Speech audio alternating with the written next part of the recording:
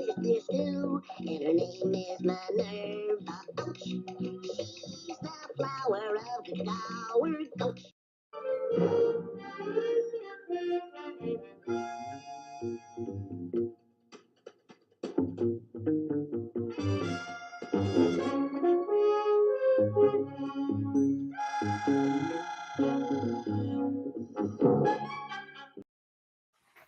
I literally played every intro I've got. That's actually not true. I have a couple more that I did not use. I got one that has this bluesy music to it, and every time I put it on there, it demonetizes my channel because it said that the blues music is copyrighted by somebody else. The problem is I got it off of copyright free. It's part of my my iMovie package, so there's like, it's copyright free, and yet they ding me for it every time anyway, because it must sound like something else. And it's really my favorite opening because I actually wrote some blues lyrics to go with it, that you read while the song's going on. And I can't play it because it demonetizes me. And if it demonetizes me, that's probably like 76 cents that I won't be getting next month. So anyway, welcome everybody. It is time once again for Aaron Live. It's Sunday, September 1st, 2024. Is that just mind-blowing that we're like, okay, let me count on my fingers. There's September, October, November, 4 months away from Christmas. It's crazy, man. I just took the Christmas tree down a month ago, and now I got to be hauling it back out again. It's crazy. It's crazy. Logical. Well, Spock thinks it's logical, but it doesn't make any sense to me. In fact, it makes me... I'm as mad as hell, and I'm not going to take this anymore. It's true. I am. I'm just furious that my life is literally flashing before my eyes. It's going by so quickly.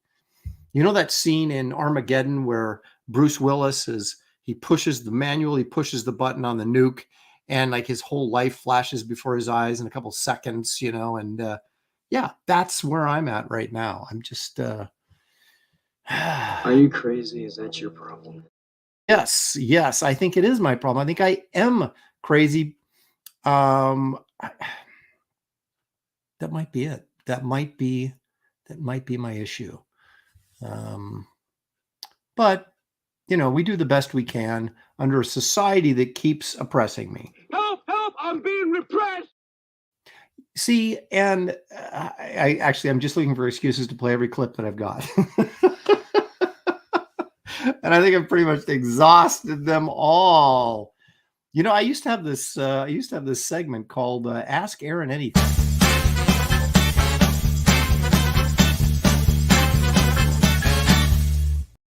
I kind of feel like you guys do that anyway, so it's like, it's kind of needless to put up Ask Aaron Anything because you guys usually do anyway. There's no, if you got a question, it usually shows up in the chat. So here's to you. Nothing like a half gallon of vodka during a show. This is water. Kidding. It's a joke. So today, Phil Diaz is going to come in and promote his new project, but we're still going to do the same stupid stuff we do every week. So don't be alarmed and think all they're going to do is talk about projects and sell. And no, we're still going to do the same dumb stuff I do every week. So hopefully you will, stick around to see that. In fact, I would greatly appreciate it if you'd take a second to watch this public service announcement.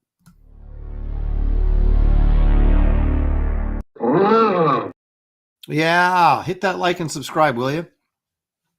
It helps me grow and helps me on my journey to catch Graham Nolan. That's he's got like 1,000 more subs than I do, and that's just maybe 1,500 more, and that's just not right. Anybody that doesn't think Star Trek 2 is the best of the Star Trek movies should not have more subs than I do. So help me catch Graham. That's kind of my goal in life, my short-term goal anyway.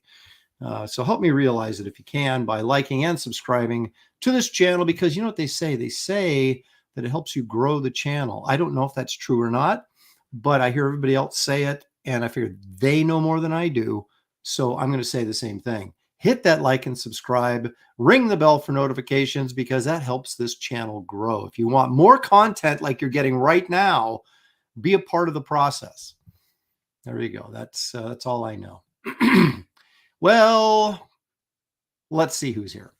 Mark Pengrin is here. He says Lopez times Diaz, but he doesn't say what it equals. So I guess Mark's the first one in the door. You get nothing for that, but we appreciate your participation. Henry Bemis, all the way from Oregon, already posting a link to Phil's new campaign. Stealth X5 is here. Citizen Ronan, Barbara Paulson, hail Aaron and maybe Shelley. Happy Labor Day weekend. Oh, that's right. I guess I should be working. Oh, shocker, I am. I was just inking cover number 2 for Wraith of God 3 before I came on. So it's not quite done. I'll share it on Graybeards. I will. I'll share it on Graybeards. And hopefully I'll have the 3rd cover done by then too, that I can share with you. Lots of good stuff coming up. Dan, the Pizza Man Genovese is here. Passmaster Dan is joining us. Jay Dredd, of course, is here. Citizen Ronan. Toshiro is joining us. Dumbest Name is mocking my humor. I don't even honestly know what I said that when I was trying to be funny. I'm just trying to fill time.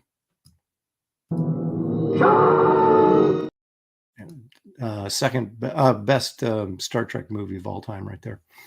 Okay, let's see. Bretsky the Great is joining us. Bill Maxwell, of course, is here. Henry Jeremick.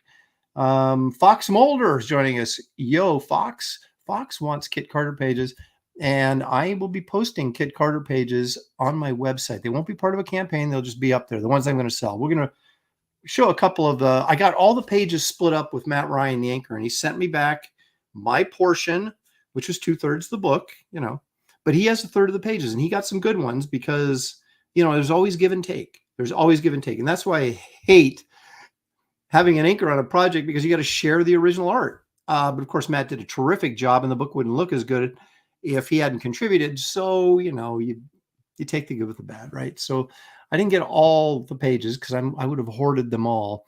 But I did get a good chunk of them, obviously. And I'm going to put a few up for sale. Not a ton, but I'll put up a few. So keep your, of course, I'll make an announcement when all that stuff goes up.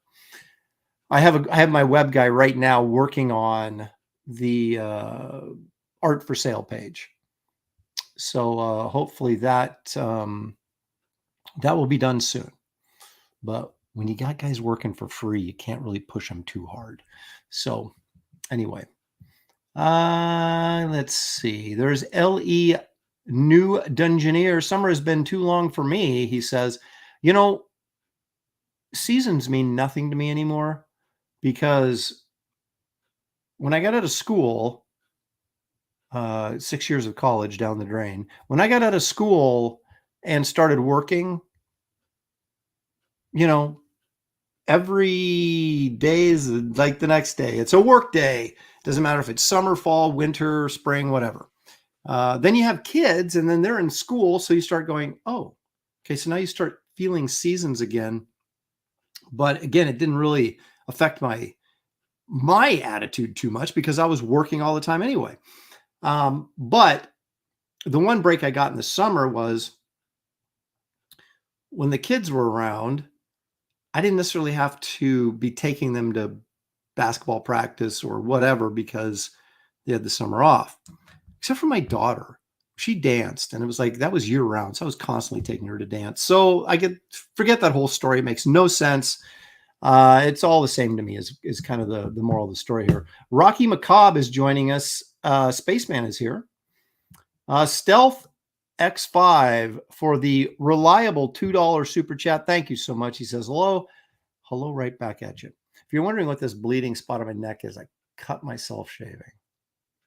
Got a little crazy around the old Adam's apple. That's how you know I'm really a dude.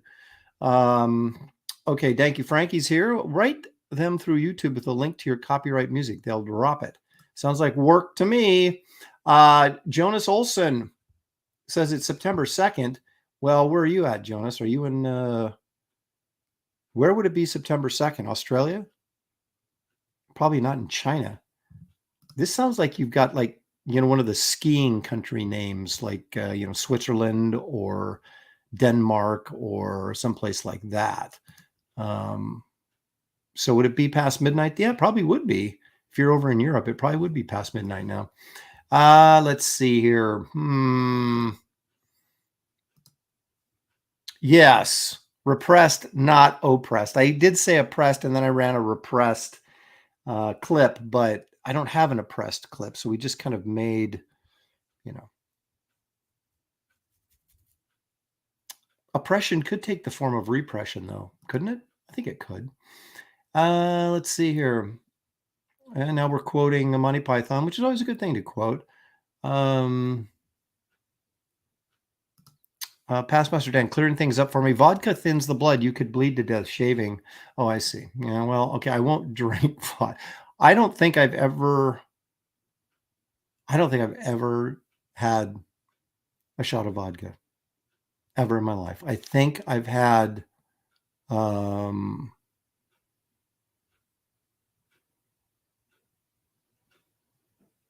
trying to think of any hard alcohol I've ever had.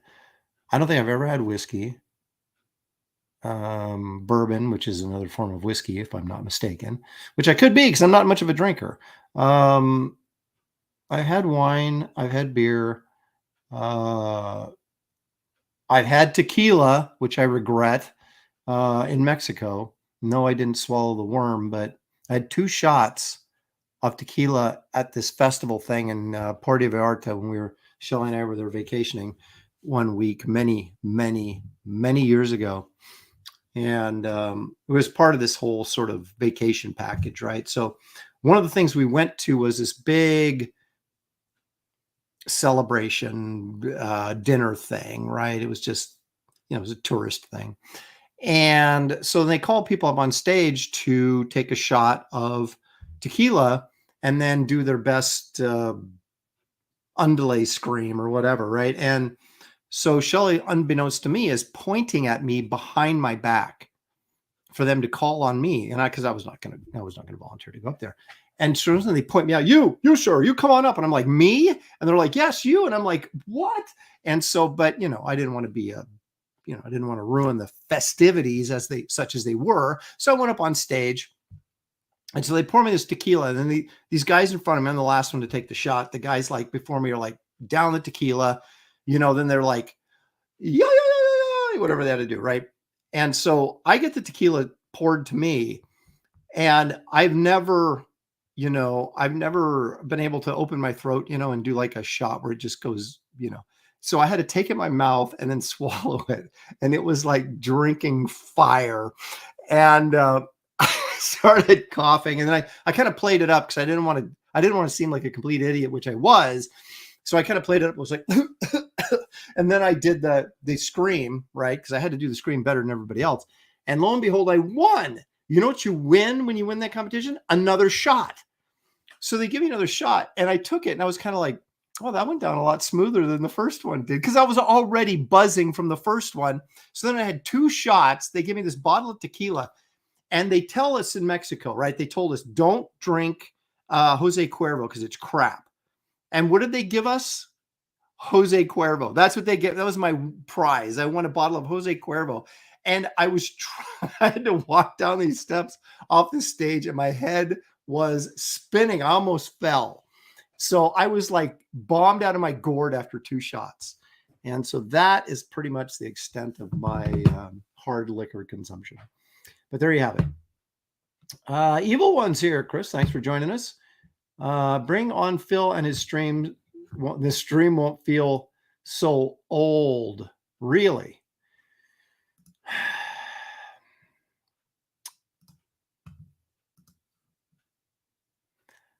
I don't know how to respond to that except like this. How does that feel, huh, Chris? All right. Danky Frankie's here. Rodney Ulibarri's here. Thanks for joining us, Rodney. Rodney, of course, is a teacher of young minds. Hussein Madik Smol.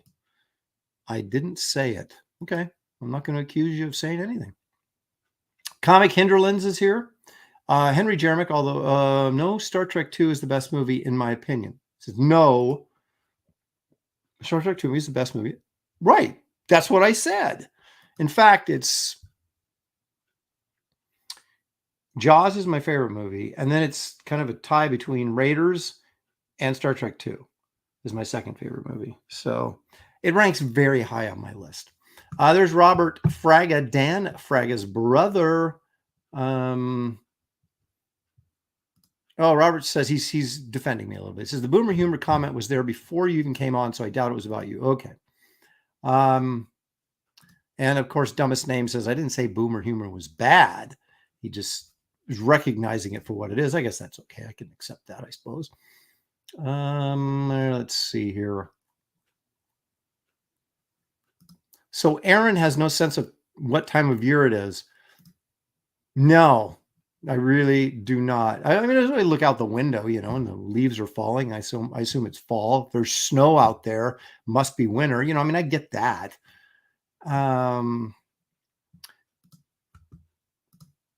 That is not what I'm doing. So let's put that to rest right now. Oh, okay. There's Phil Anselmo. Phil Anselmo. He's got a story here. He says, I had a mad dog back in college. It was one of the few alcoholic beverages. Oh, a mad dog. He didn't have like a dog with rabies. He actually had a mad dog, which is a drink, apparently. It was one of the few alcoholic beverages that didn't make me retch at the time, probably because of the sugar content. Well, if it's got sugar in it, maybe I'm interested now. I don't know. See, now people are... An ice cold sip of Beluga vodka is great. Really smooth. Makes a great Cape Cod. I don't even know what you guys are talking about. I mean, I know where Cape Cod is, but as far as a drink, I have no idea what that is. There's Headless Bourgeoisie. Says even frequent drinkers can regret tequila. Well, I've heard as much. Luffy has got lightweight. I started drinking with 98% alcohol. Moonshine at age 12. Well, okay. There's Matthew Muma. He's joining us. Thank you, Matthew. Custom God, Lightweight Lopez, got a lot of that coming in. Quoth the Raven, Lewis Bright Raven says he has to cook dinner, but he'll be back as soon as possible.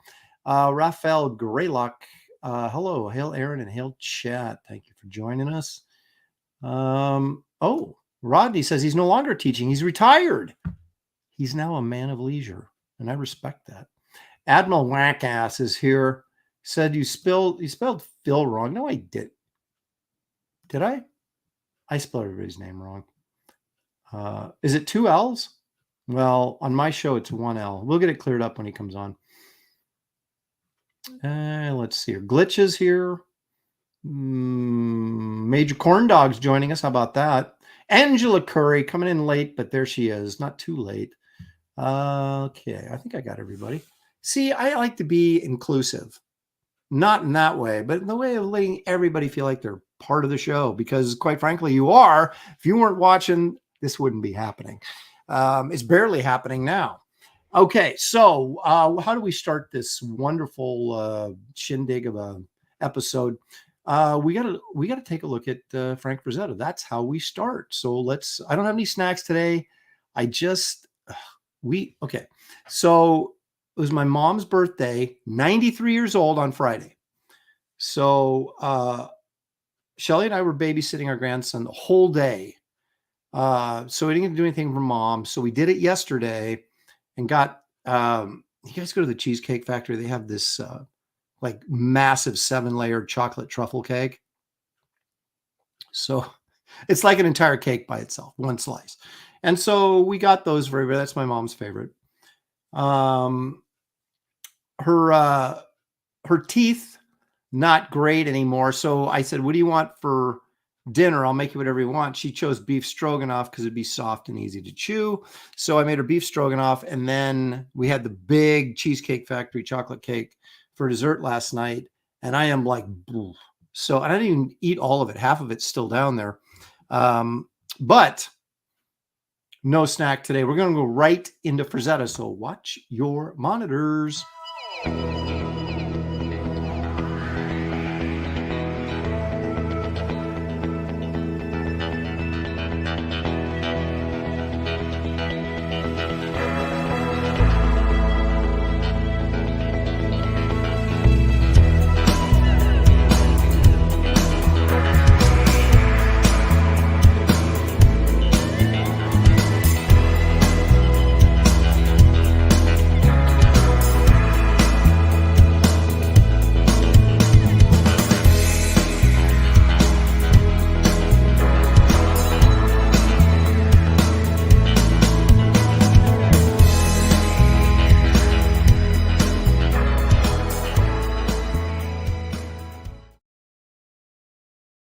Frazetta does like the coolest, most massive, masculine horses. They're just love his stuff. But yeah, so that was Death Dealer. That was the first Death Dealer.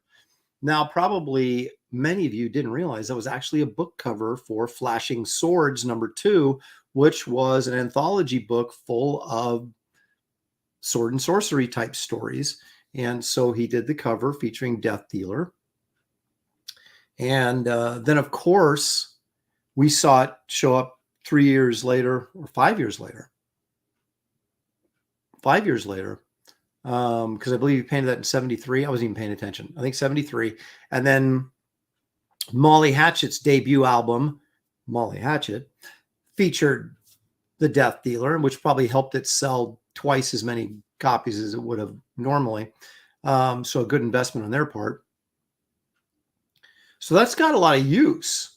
And then as we saw later throughout the lifespan of Death Dealer, that it's become kind of a character on its own and got its own comic book and all these other things. So we're going to, the next couple of weeks, we're going to take a look at all the Death Dealer paintings that Frazetta has done, and maybe some of his, some of his drawings as well featuring the Death Dealer. He's done quite a bit of work on the character, and certainly very, very cool. And my guess would be that the character was created out of happenstance to come up with some sort of cool imagery to put on that book cover. And then he was like, hey, people really dig this. I'll do it again, and keep doing it. And then suddenly you've got something. So, yeah, Danky Frankie, of course, is referring to the Death Dealer paperback series written by Jim Silk, also quite an accomplished artist in his own right. And, but those came much later, probably mid 80s. I'll have to double check that, but yeah. Hey, there's Marcus Killigrew, purveyor of all things pop culture knowledge. Spaceman says, those are my favorite. First saw it on the album cover and a poster at Spencer's Gifts. Loved that store back in the day. Yeah, there was a lot of good stores back in the day, but now the internet has conquered the world, and as they refer to box stores, they don't even hardly exist anymore. It kind of makes me sad, because that actually gives me the one excuse. Grocery shopping is the one excuse I go to get out of the house. I do like the convenience, because I'm a collector. I know, shock. Newsflash, right? But it helps me find stuff that I couldn't find otherwise before. So there's that good. But I do kind of miss actually going to old, to bookstores. And we had very unique, we had several unique bookstores here in the Portland area. Of course, we had the book chains like B. Dalton and things like that. But we also had like the Book Vault, which was over at one of the earliest malls, Beaverton Mall of all places, back when I was a kid, and malls were just a brand new thing. And I used to go in there all the time. You'd find like, strange and unique, interesting books that maybe wouldn't be at B. Dalton. And the same with the place called Looking Glass Bookstore, which was in Portland. And if it hasn't been destroyed by Antifa, it's probably out of business by now.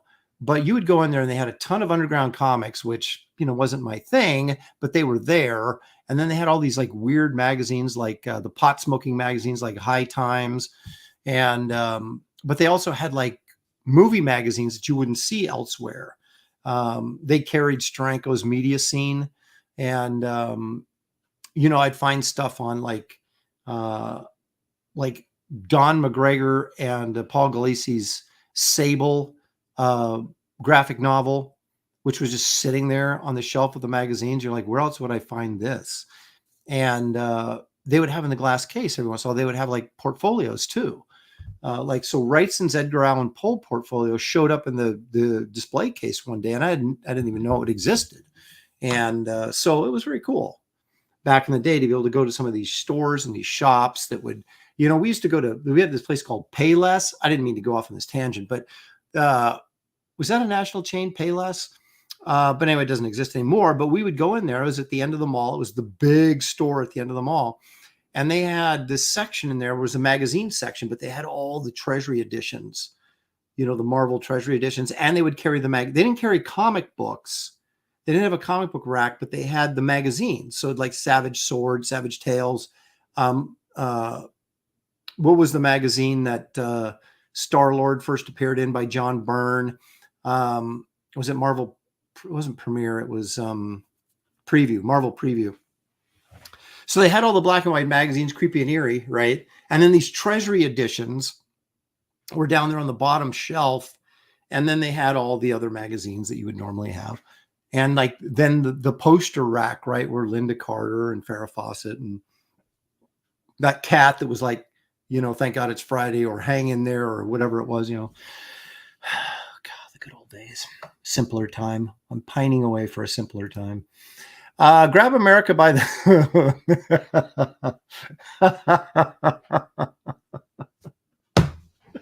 That's Russell, right? You're like Anna's favorite, right? For $5. Thank you very much. Frank Frazetta still owes many of us an apology for his cover art to the Death Stalker franchise that duped us into watching those terrible movies. That's the whole point of a movie poster, is to get you to go see the movie, just like a book cover or a comic book cover. Get a good cover on there, draw the kids in, and then, if it's no good, we've already got your money. But see, here at Empire Comics, and you can see the sign behind me too, the metal sign back there, Empire Comics, we provide both good covers and good interiors. So can't go wrong there. Thank you for the $5. I believe that is Russell. Captain Bitpo is joining us. Yeah, well, Payless didn't used to just be a shoe store. It was a department store, and then it became like it either started off as a shoe store and expanded, or it started off as a department store, then narrowed to just to shoes. But yeah, they had a big shoe department, but they also had other stuff. It was like Kmart. Payless was like Kmart. I'm going to knock this over. I keep hitting my water here because I'm doing my Sicilian gesticulating as I'm talking. Amazing. This is the most energy I've had in a couple of weeks. I've been dragging butt because of all the stuff to try and get ready. For Kit Carter, which is, my work on Kit Carter is done, other than distributing it to you guys when it comes back from the printer. But all the stuff leading up to that, now you know why Marvel and DC have production departments. Russell says those films are a complete waste of time. He's screaming it at me. I never saw them, and I'm not saying they weren't a waste of time, but don't blame the movie poster. Be thankful it was a good movie poster. I have a lot. I collect movie posters to a certain degree, and I have a lot of movie posters for crappy movies that are really good posters. And my son's like, how can you buy that poster? That movie sucks. I go, because I'm buying the poster. I'm not buying the movie. So it's art, man. You know what I'm saying? Let's bring in a guy who knows something about art. At least he claims to. He claims to be a creative. I don't know. He's probably not a savant, but he's creative, and he's going to correct me on how to correctly spell his name. Put your hands together and welcome back to the show, Mr. Phil Diaz. Hello, hey, Phil. I think the term you're looking for is idiot savant. Idiot savant. I was getting there. I just was putting the pieces together slowly. I got you on that one. Okay, so you're 2 L's? Yes, yeah. So says the chat. I mean, wait a minute, has it always been 2 L's, or is this just something that occurred recently? No, it's as far as I can remember. Okay. It's going to be 31 years on Tuesday. Oh, so it's your birthday coming up. That's right. 31. The 3rd. Wow. I hit my midlife crisis when I turned 30, and I have not gotten over it yet. You're supposed to hit it when you get like 40. Right? Yeah. But it hit me when I was 30, because I started realizing that was like, because when you're in your 20s, you still feel like a kid. Even though you're 29, you go, I'm in my 20s. I'm a kid. And then suddenly you're 30, you're like, there was that television show back in the 80s called 30 something, it was like when you have to start being an adult and things get real. And I was like, that's when I started feeling old, and I just have never recovered. See, I've never seen that show because I was born in 93. Okay, there you go. So maybe if I had avoided that show, I never would have felt that bad about it. Yeah. But I'll tell you right now, I long for 30. I think, wouldn't that be great to be 30 again? I think it was a good year. Sure. We go forward. Yeah. I got married when I was 29, so I was still kind of a newlywed at that point. But well, that's probably what it was. Could have been. Yeah. Yeah, that might have been it. A year of marriage, and you're like, wow, what did I get myself into? I'm sure Shelly's I think she's taking a nap right now. I got to be careful here. So Phil, you've got something going on. You must have something going on. That's the only reason you wanted to be on the show. It's not because you love me. I actually punked you. I have nothing to promote. I just wanted to come on and hang out. You're so full of it. Because I found something that you have. Oh, good. Awesome. Because like a dummy, and I mean you, not me, like a guy that would spell his name with one L instead of two. Right. You didn't give me a link or anything. You just said, oh, my thing is launching. My bad. So I had to go on Indiegogo. I thought, well, I assume it's on Indiegogo. And I was looking for it. I finally found something called PYSCHO SLUMBER. Is that correct? That's right. Yeah. We're doing, I'm stepping into, I guess, the horror genre now. Something that you have dabbled in. Hang on a second. You were, what was the other book you were doing with the mysterious shadow guy? What was his name?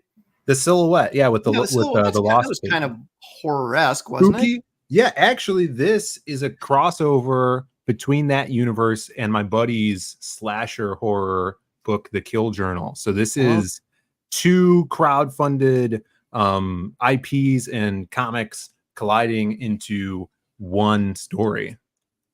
Oh, so it's like a major crossover event kind of thing. Yeah, hey, you said major, you know? Well, so hey, when you got two companies involved, even if it's just small companies, it's still a major event. I really like this art. Who did this art? So this cover is by Rob Willis. Okay, Rob's good. Rob's really good. Rob the Man Willis. That's right. Yeah, and I've known Rob for years since I started crowdfunding back in 20. Well, I didn't start crowdfunding, right? Like it wasn't my idea. No. But you personally started crowdfunding, right? Yeah. I mean, for yourself, your project, right? Yeah.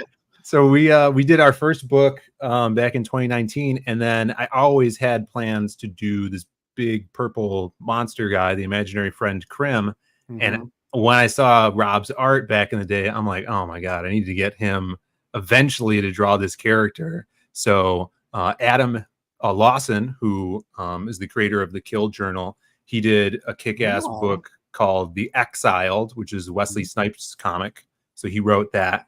And Rob Willis did a bunch of covers for him. And so when we did this crossover, I'm like, oh, it would be awesome to see Rob take a shot at this character. And he killed it on this cover. Absolutely. So, let me grab a couple super chats and then we'll show your video here or your trailer. Evil One for 5 says, I just need to know if that guy Phil with 2 L's is selling a comic book with Smegma. Comics with Smegma. Okay. It's Schmagma. Okay. That's right. Judas Priest, Chris. There's Russell again. Wouldn't you rather be 28 then? Yeah. What? That's a trap. Oh, I see. Because I got married when I was 29. Right. So why wouldn't you rather be 28 then? I'm going to tell Shelly you said that. She's going to come looking for you. You don't want to get on the wrong side of Shelly. Me, I just kind of let stuff go, by the way. Not Shelly. Shelly will come after you. So. She remembers.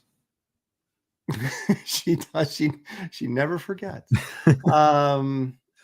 Okay. All right. Let's take a look at this. Can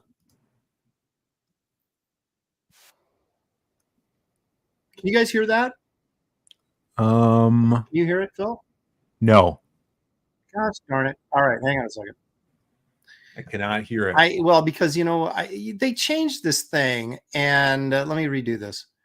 If you don't share in the Chrome tab, if you share in the window tab, you don't get volume anymore. You got to share in the Chrome tab.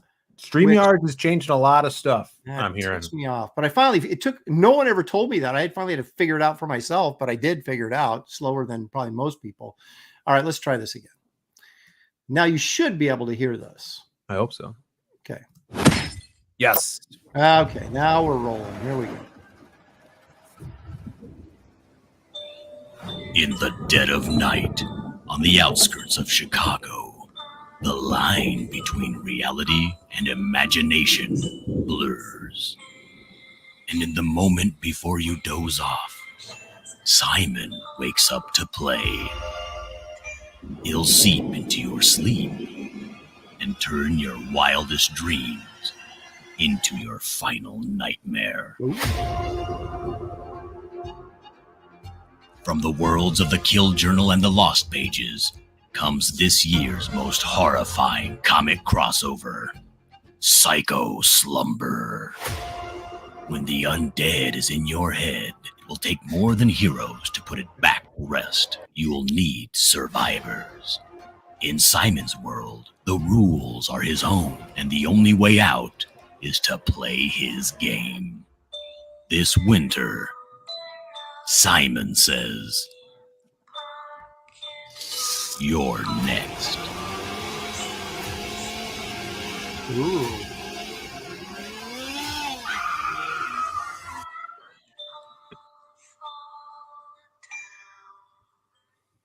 There it is. Very nice. Okay. So look what you were watching here. Oh, they made this chick's give her really big fake boobs for that ad, that Animal House scene right there. Yeah, I'm fine with that. Yeah. Because her boobs were not big in the movie, as I recall. She had like tissue paper stuff. That's right. That's the one. Oh man. Yeah. Okay. So let's a lot of people in the chat were asking if that was John Dillard's voice, and you're right, it was. Our boy John Dillard. So now here's something interesting. Some guys do trailers for their projects with voiceover, and then some, like me, do not. Right. Now, the voiceover in the trailer is a very 70s/80s kind of thing, and that kind of went by the wayside. So for a guy that was born in, would you say, 93 or something? Yes. Then it's like you're doing like throwback stuff here by having voiceovers in your Yeah, some have called me an old soul, you know. I wouldn't say that. You wouldn't say that, but other people are saying that. Right. No, I love that stuff, and I feel like this slasher genre totally fits with that voiceover aesthetic. The reason I wanted to make a trailer like that, and you know, to evoke that that Freddy Krueger style Nightmare on Elm Street, Friday the 13th stuff. Well, apparently Russell is insinuating there about the. Have you spoken to Wes Craven about this idea? No, I think he's dead, right? Yeah, he's dead. Actually, he taught a class at USC when I was a student there, and I didn't take the class. I probably should have. It was an elective, you know. But yeah, he taught a directing class. Yeah, I tried to get a hold of him, but I didn't even know he was sick. Wasn't answering his phone, and then what are you going to do, right? Yeah. Everybody's like, ask Phil about these weird things. I have no idea. I don't know if they're like taking like, you know, veiled shots at you, or if there's probably. Like Admiral Wacka says, Aaron, ask Phil about Gambit. What does that mean? Oh, he's the Raging Cajun mutant from X-Men. Maybe you've heard of him. That. Oh, okay. Yeah. But what's your connection? He's awesome. Big Gambit. Oh, here's my connection right here. This Prince of Gambit. So okay, see, there he is right there. Okay, well, we're already off the rails here, but so what do you want to tell us about this campaign and this book and everything else that you haven't said yet? So this is, like I said, the crossover between our two intellectual properties, our two comics. I just came out with The Lost Pages 3, and that's all about these two characters, Jasmine and her super imaginary friend Krim. And when Adam came to me wanting to do something together with these two universes, I thought it would be perfect to create a new slasher named Simon who hunts you down and terrorizes you in your sleep. That world verges on the edge of the imaginary world, which is where Krim lives. So we're going to be able to see these two characters go head to head and really see what is up with these characters' minds, what makes them tick, and especially about the new character Simon, because I love what Adam's done in his Kill Journal universe, where each of these slashers that he's created has become demented and tormented and turned into an undead killer in a specific way, and he kind of explores what turned them into that. And the way to defeat them is to figure that out and kind of attack it at the source. So I was able to play around with that, creating this new character, and it was a ton of fun. It's my first time kind of going into the horror genre, and being a fan of kind of these iconic slasher characters. To bring a new one in here and throw them up against my heroes was a blast. Yeah, I was gonna say it seems like a fairly natural fit here, this crossover. So it doesn't seem like it'd be anything that'd be kind of like forced. How can we make this work kind of thing? It looks like these two scenarios sort of work together really well. It looks like you got quite a bit of the work here is done. Yeah. How far along are you guys on this? So Juan Gideon is the internal artist. He's done some issues of Venom at Marvel. He did this really cool DC book called Jurassic League, which was the Justice League as dinosaurs. So super fun. And he actually has all the line work done already. And this is crowdfunding to getting the 60-page story colored and lettered and then printed, of course. So with all the work we did last year, we were able to kind of put that money into the line work so we could bring you guys something that is going to have a good turnaround time. Hopefully, fingers crossed, if this goes well, have it printed before the end of the year is the idea. No, that'd be great. Yeah. So not much, there won't be much downtime before people actually get this fulfilled. So that's great. So since this is a combined effort, are you the one that's handling all the fulfillment and the publication and all that kind of stuff? Yes. So for the Indiegogo, because I'm doing the Indiegogo and Adam has crowdfunded on other platforms, and we're thinking about him doing another campaign to his backers over on Kickstarter, maybe Fund My Comic. But I'll be handling this, and I think we're going to roll that out at the 30-day mark of this, so we could have everything and ship it out all at once. I would like to fulfill this myself because we have experience on it. So I think that's what we're going to be doing. Okay. So you got your catch up here. So this is if people have got behind on their reading with you, what can they add on here? Yeah. So if you guys never read any of the Lost Pages, any of the Kill Journal, there's add-ons, or you could just get the featured tier, which has all those books. So it's the first volume of the Kill Journal, which is over 100 pages. You get to learn about the survivors, the priest whose name is St. George. He's kind of like the ringleader of these human survivors that have been hurt somehow by these revenants, as they call them, these slashers, and they kind of make a badass team to go after these undead monsters. That's over 130 pages, and the Lost Pages as well. So the newest book that just came out, Lost Pages 3, and then the tome, which is the smaller version that includes all previous stories from the Lost Pages. Okay. You got a t-shirt here. Psycho Slumber shirt. Look at that. Yeah, and this short shirt will be exclusive to the campaign. So if we ever crowdfund this again, we'll do a different shirt.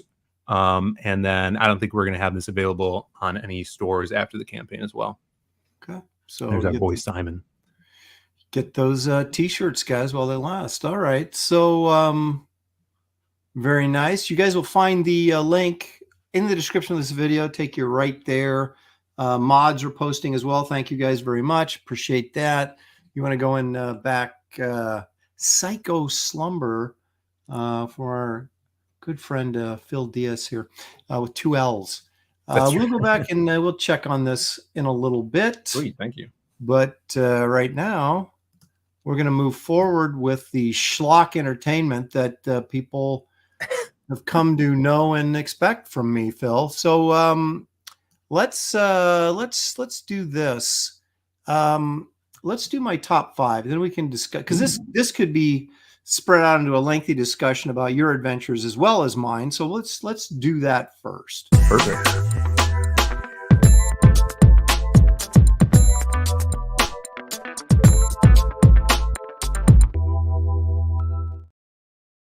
I was having a discussion with my mother and the other day about my son, who is never around. Every weekend they're gone. They're doing something. They're going camping. They're just, he's totally into making sure he doesn't waste any time of his life.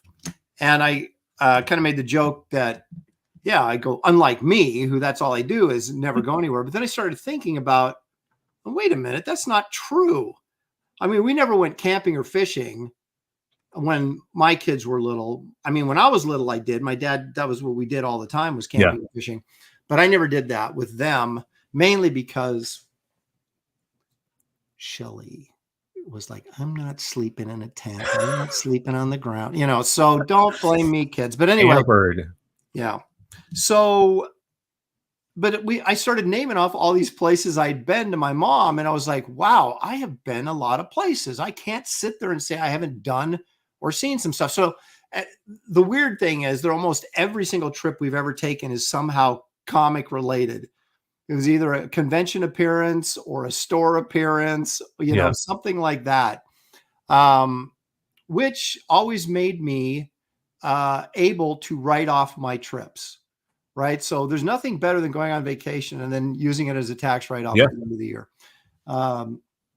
So these are like my top 5 destinations that I've been to, and for various reasons, and, you know, get some input from you on, you know, some of the places you've been. Let me grab a couple super chats here before we roll into this. Nail Bunny for $2 says, can you tease anything about Simon and what he says? That was a joke about your. He says a lot of things. Yeah, they're relentless here. Evil One for 5. Does this horror crossover have the 3 B's of horror? Blood, breasts, and beasts. Looks badass. Philly D. Thanks, Evil One. Yes, I would say so. There's gore, bloody. There's some babes in it. I don't think there's any bare breasts, but if it'll get you to back it, there might be. The more people that back, you get the special boob reveal edition. Yeah, and then Simon the Beast for sure.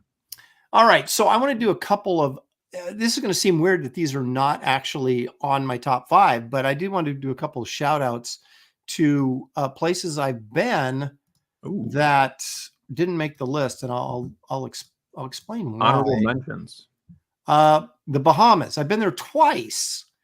Now, the first one was a Disney cruise that had to do with my daughter's dance team back when she was junior high, or might have even been grade school, probably grade. Yeah, she was young.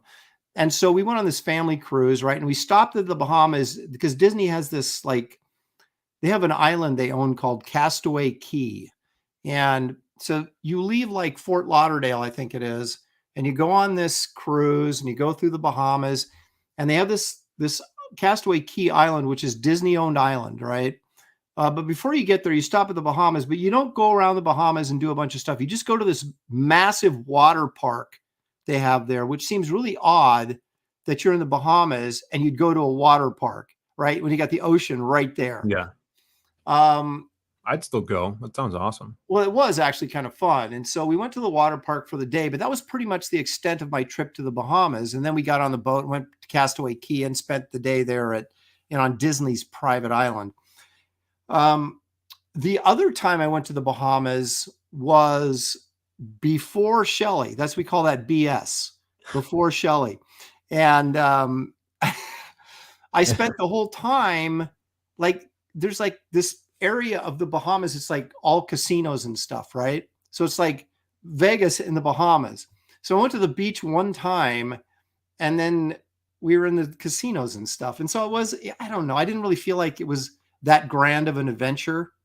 It's nice to be able to say, hey, I went to the Bahamas, but when you didn't really do anything in the Bahamas, can you count it in your top 5? So that's why it's not in the top 5. You ever been to the Bahamas, Phil? Never. I've never been. See what you're missing? I don't think I've been to an island, you know? Brando has his own island, and I think Johnny Depp does too. Marlon Brando? Yeah.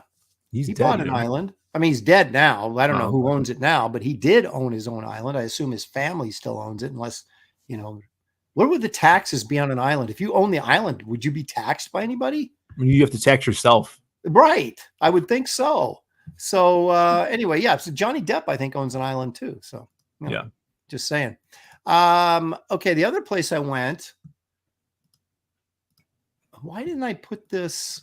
I don't know why this is in my top 5, but I've been to Hawaii once, and it was for a one-day convention, which was kind of cool because then we got to spend I think we were there 4 days or something. We went to Oahu, and we rented a car, and it was we rented it was either a Camaro or a Mustang. I think it was a convertible Mustang. And Shelly's like, I was going to get some van or something. She's like, no, get a cool car. And I'm like, it costs more, and she's like, no, I really want. So I think it might've been, I think it was I can't remember. It was either a Camaro or a Mustang. But the thing is, then Shelly goes, and I want to drive it. And I'm like, whatever. I'm not really a car guy. Yeah. I have to admit, I'm not. I mean, I like cars, especially vintage cars. So I think they're cool, but I'm not, I don't drag race or anything like that. So she's like, I want to drive it. And I'm like, fine, because I'll just sit in the passenger seat and, and kick my feet up and I don't have to worry about anything. Yeah. So we drove around the island, which was fun. But we didn't do much else other than go to, I guess if you drive around the entire island, what else is there to do? Right? Wait, why were you there? There was a con? comic book show, a one-day comic book show, and they flew Shelly and I out there. Wow. And so that was fun, I must admit. And but I got kind of claustrophobic because I was sitting there thinking, we just drove around the entire island in a day. And I'm trapped in this tiny little island in the middle of the Pacific. And I can't leave for 5 days. I mean, I really started getting weirded out by it. I don't know how people put a new perspective on the trip for you. Yeah. I mean, I would if I was on Gilligan's Island, I probably couldn't make it. It's too small of an island. What were you working on at the time during that? Do you remember? I was still at DC. But it was near the tail end of DC because this was prior to COVID. So I don't know, 2018, probably. I might've been drawn like the Herculoids or something, or the Wonder Woman Conan miniseries I did. That's probably, I might've been doing Damage also too. I'm taking notes of what I have to be working on to be flown out to Hawaii. For a one-day show, and it was a ridiculous show. It was in this small little hotel room, not hotel room, but a ballroom. Ballroom, yeah. In a small hotel. So it was really lightly attended. It was a fun little show, but I was like, they paid to fly me and my wife all the way out here for this one-day show. They couldn't have made that much money, but it was great. And so we got to go to the beach and everything. But I think it was sort of that sense of being trapped on an island that sort of, after a while, kind of made me a little uncomfortable. And so it didn't quite make the top 5, but it was fun though. And it was beautiful. We saw these mountainsides that were where they filmed Jurassic Park or, Kong, Skull Island, these mountainous walls of that looked, like something from one of those movies. And I know they filmed both of them there. So it was you felt like you were on the set. You're waiting for King Kong to crawl over the top of the mountain or something. But it was cool, but small. So Admiral Waxas says, I don't know how Aaron felt trapped drawing the Herculoids. See, you're conflating information here, Admiral, and confusing yourself. Hey, I was liberated while I was drawing the Herculoids, but trapped while I was on Oahu. Okay. I got to drive a Corvette today. Did you really? Yeah, 90s. With a new one or an old one? No, an old 90s one. Oh, well, okay, that's not that old, Phil. If you get in the 60s, now we're talking an old Corvette. Yeah, it'll be classic soon enough. Well, that's true. I mean, that's what I have a hard time wrapping my brain around, is that the 90s was 30 years ago, right? So yeah. Yeah, we did go by Pearl Harbor. We didn't stop and get a tour, but we did drive by it and saw the ship, the Arizona, and all that stuff. So that was kind of cool. But anyway, and we went to Starbucks. So they even have them on Hawaii. Okay. So anyway, those are kind of a couple of honorable mentions, but here we go. I got my little number thing here. I got to do this.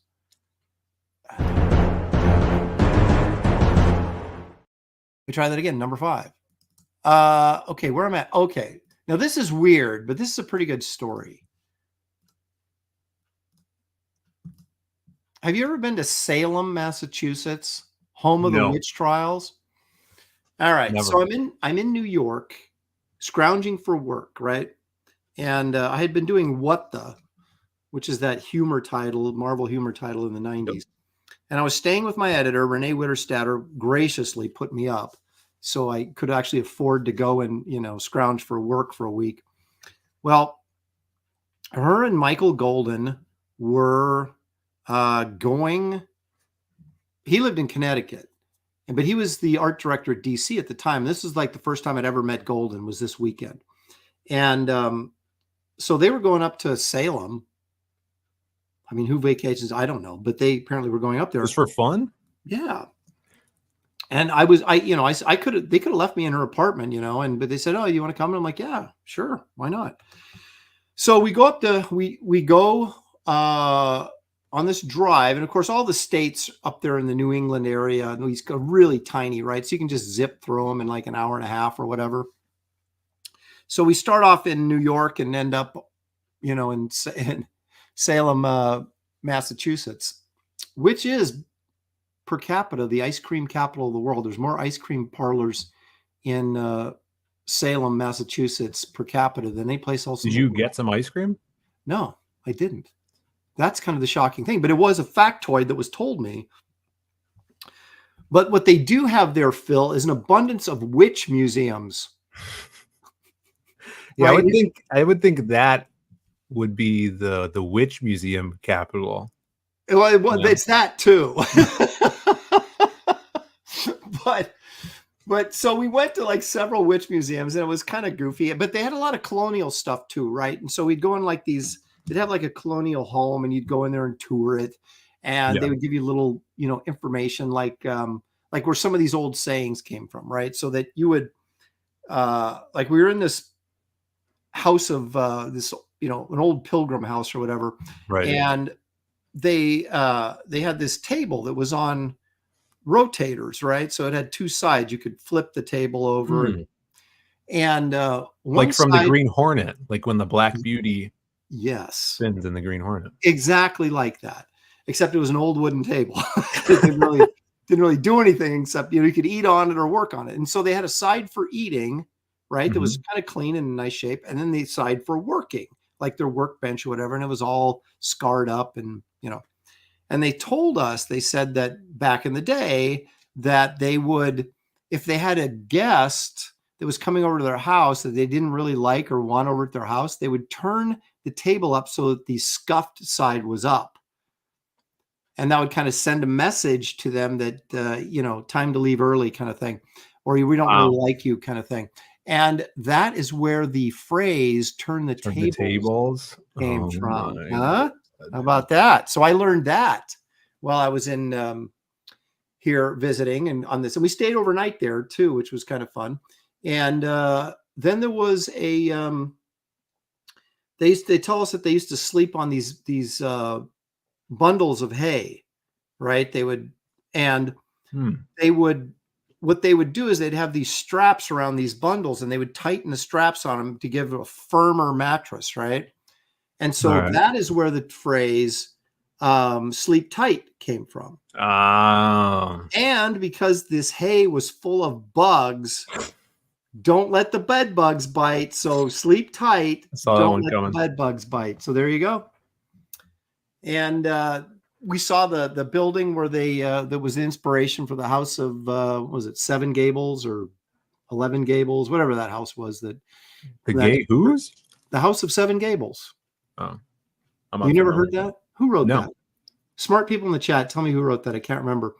And then they had like this graveyard there. Like they had a lot of these like really super old graveyards. It would be great for a horror film, but they had all these like colonial people that were buried there, like all the gravestones were like 1775 or 16, whatever, it's pretty cool. This Clark Gables, Green Gables, House Green Gables. Oh my gosh, you guys are as bad as I am. So it was really kind of cool from a historical standpoint. And it was the weekend that I got to know Michael Golden really well, and we became friends. And so it has significant in my my travels was Salem, That's a cool time. How far was the drive? It wasn't as bad as you would think. It was, when we left in the morning, it was probably about 4 hours, something like that. It's a nice little getaway. Yeah. And I got to stop on the way back. I think we stopped at Michael's house or apartment in Connecticut. And I was looking at, he was working on a Batman story, so I saw like it was partially penciled, partially inked, and like some stuff in his flat files. And it was pretty amazing. That's cool. Yeah. So that's why this ranks there in the old, the top 5. Yes. Hawthorne, Nathaniel Hawthorne wrote it, right? That sounds right. You probably don't even know who Nathaniel Hawthorne is, do you, Phil? Yeah, he's the guy that's like, well, I say. No, it's Foghorn Leghorn. Oh, it's my bad. Yeah, I get him confused. You uncultured swine. I'm taking that extra L off your name again. Okay. So that was number 5. So I recommend going there, especially, if you like kind of spooky stuff, Legends of Sleepy Hollow kind of stuff. It's a perfect spot. So it's a big tourist attraction during. Well, it is. Fall. It's very touristy, but you kind of look around that, and there's quite a bit of actual authentic vintage stuff there. If you skip all the goofy museums, which are still kind of fun because I got information about the witch trials and stuff that I didn't know, and it prompted me to write a Forbish Man story for What the, and the Scarlet Witch was in it. Forbish Man. Oh my gosh, Phil, why do I even have you on my show? You don't know who the Forbish Man is? No. Oh my gosh. I if I had something quick to pull up, I would. He's like this kid who's like a big fan of Marvel comics, and he wants to be a superhero. So he puts on his red long johns and his rubber galoshes, and he has a helmet that's like a pot, and he cuts 2 eye holes in it. I know what you're talking about. Yeah. Okay. I didn't know so he had I a started name. doing Forbish Man stories in What the, and one of them I did was what was the name of that one? It was called I don't know, something with witches. But anyway, Scarlet Witch was in it, and it was kind of a gag story. But anyway, so that helped inspire that. So I've got a lot of memories about Salem, Massachusetts. All right, let's take a look at number 4. Now I wouldn't go there now, but surely, Phil, you're a Chicago guy, right? Yeah, I am. Surely you've been to New York City, haven't you? No, I'm a Chicago guy. Why would I go to New But that's York? not that far to New York. I mean, why would you go to New York? About? Just say you've been to Very New far. York. Come on, man. It's far. No, I've never been. Oh my gosh. Okay. No. Obviously, this is where Marvel and DC were located back in the day. And so I would go there about every 6 months. And I stayed with friends from high school in Newark once. I stayed with an old girlfriend. This, of course, before I'd met Shelly. So I don't want you guys to think I was doing anything inappropriate. Hopefully. In Overlook, New Jersey, which is out kind of in the rural areas of New Jersey, suburban areas, very much like you feel like Michael Myers might reside there. And take the train into New York, and then I stayed with the Simonsons twice.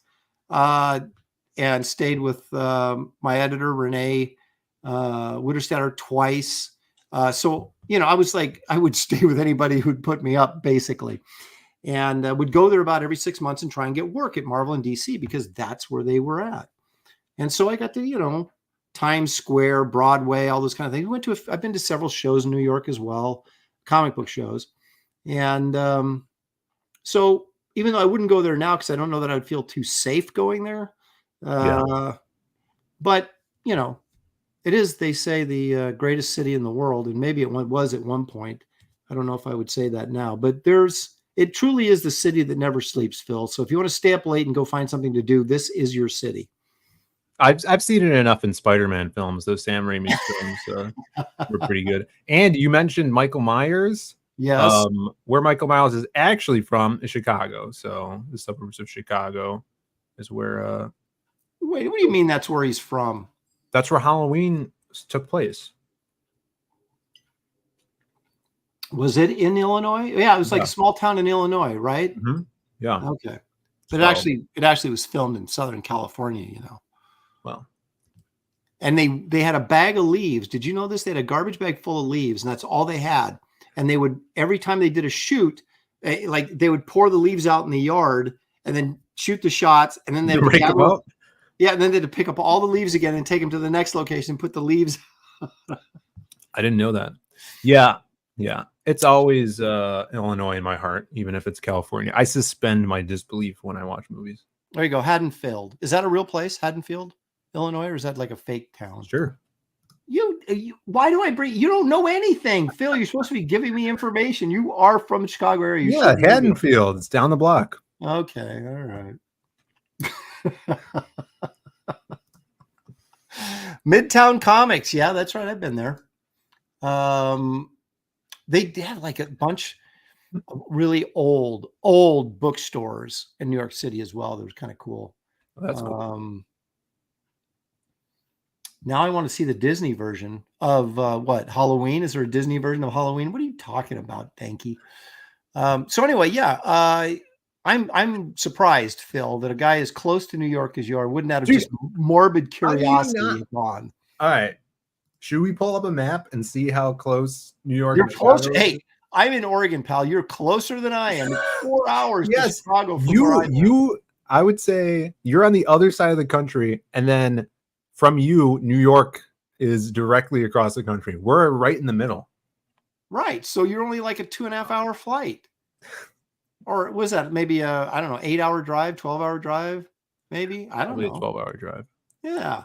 800 miles, people are saying. Come on, Phil, you're 31 years old. Pretty soon your life's going to be past, and you're going to say, why didn't I ever go to New York just so I could say I've been there? Maybe. Okay. In Texas. You seem very little, you don't seem impressed by that. So, all right, no, that's fine. Texas is cool. I've been there a few times too. All right, let's take a look at number 3. Okay, again, one of the benefits of being a comic book artist and an aggressive comic book artist, which I was in my early days, I'm not now, but I would call people up and go, hey, why don't you invite me to your show? Because I want to go there. Well, one of the places I actually did that, and it worked, was Australia. Oh, awesome. So Shelly and I was working on Sludge for Malibu's Ultraverse back in, this would have been probably 94 now, because it was starting to wind down a little bit. And they had a thing called OzCon in Australia. And so I called them and I said, hey, because I couldn't email them. I don't even think we had email then. So I had to call them or send them a letter or something. How much did you have to pay for that phone call? Yeah, exactly. Wow. That's a good point. I maybe, did they have unlimited long distance for your home line back then? They probably did. Maybe not though. I don't know. So anyway, and you had to call them because they're like 18 hours ahead of you. Like they're like tomorrow already. So you'd have to kind of do your math and figure out, okay, it would be the best time to call. So anyway, I talked them into bringing me out. Now they said, we're not going to fly you out, but we will put you up in a hotel for 5 days in Sydney and you have a table at the show. And I said, okay, so how are we going to do this? Well, we had enough frequent flyer miles to pay for one of the airfares, right? Which was like, I think $1,400 or something. And so I bought the other airfare and got one for free. So Shelly and I went, and then we thought, well, if we're going to be there, we can't just leave after 5 days. That's crazy because it's an 18-hour flight, right? Yeah. Well, we had to fly down to San Francisco, which is about a little over an hour flight. And then we had to fly from San Francisco directly to Sydney, which was, I think, 18 hours from there. So it's like, the whole trip was 20 some hours. And I remember we were halfway there, about 6 hours into the flight, maybe 10. And Shelly's like, I got to get off this plane. I'm going crazy. No. And I went, look out the window, Shelly. And there's like, when you want to talk about unnerving, you look out the window and there's water everywhere. There's nothing but water everywhere you look. And I go, Shelly, unless you plan on swimming, you better calm down and, And I was back there, you know, making use of my time. I was playing cards with the stewardesses and stuff. And Shelly would come back looking for me. And I'm back there playing cards with the stewardess. What are you doing? I'm not doing anything. I'm playing cards, you know. So anyway, and they would show you the same movie over and over and over again. Well, they had like 3 movies, but they were all bad. Yeah. And I was just like, could you not have picked one good movie? But anyway, so we managed it and we stayed there for 2 weeks. So we stayed in Sydney. Then we went up to the northern, what would it be? Northeastern tip, where the Great Barrier Reef is. And we stayed out in the rainforest for a couple of days in this place called Silky Oaks Lodge. It was incredible. So That's cool. yeah. Then we went swimming on the Great Barrier Reef, and I did not get eaten by a great white or anything. They told us, you don't have to worry about the water around here. No shark come in here. And I go, what do you mean they don't come over here? What does that mean? And he goes, they just don't like the reef. And I go, are you sure? Is there not one that maybe likes the reef? You know, and so I didn't see any sharks. So did you have a gay time while you were out there? did I have a what? A gay time. It's you never heard of it? Like It's a gay old time, like the Flintstones? Or are you talking about? No. It's a product. What are you, Phil? It's an ice cream. It's an ice cream treat. It's a cold treat called a gay time. Yeah, I can't believe you never heard of this. I would never order anything called gay time. Gay time ice cream commercial. Can I interject with a gay time? Please. I got to see what this is now. I'm on the edge of my seat, sort of. I got it right here. Bancroft introduced the whole internet to the gay times here. Okay, here we go.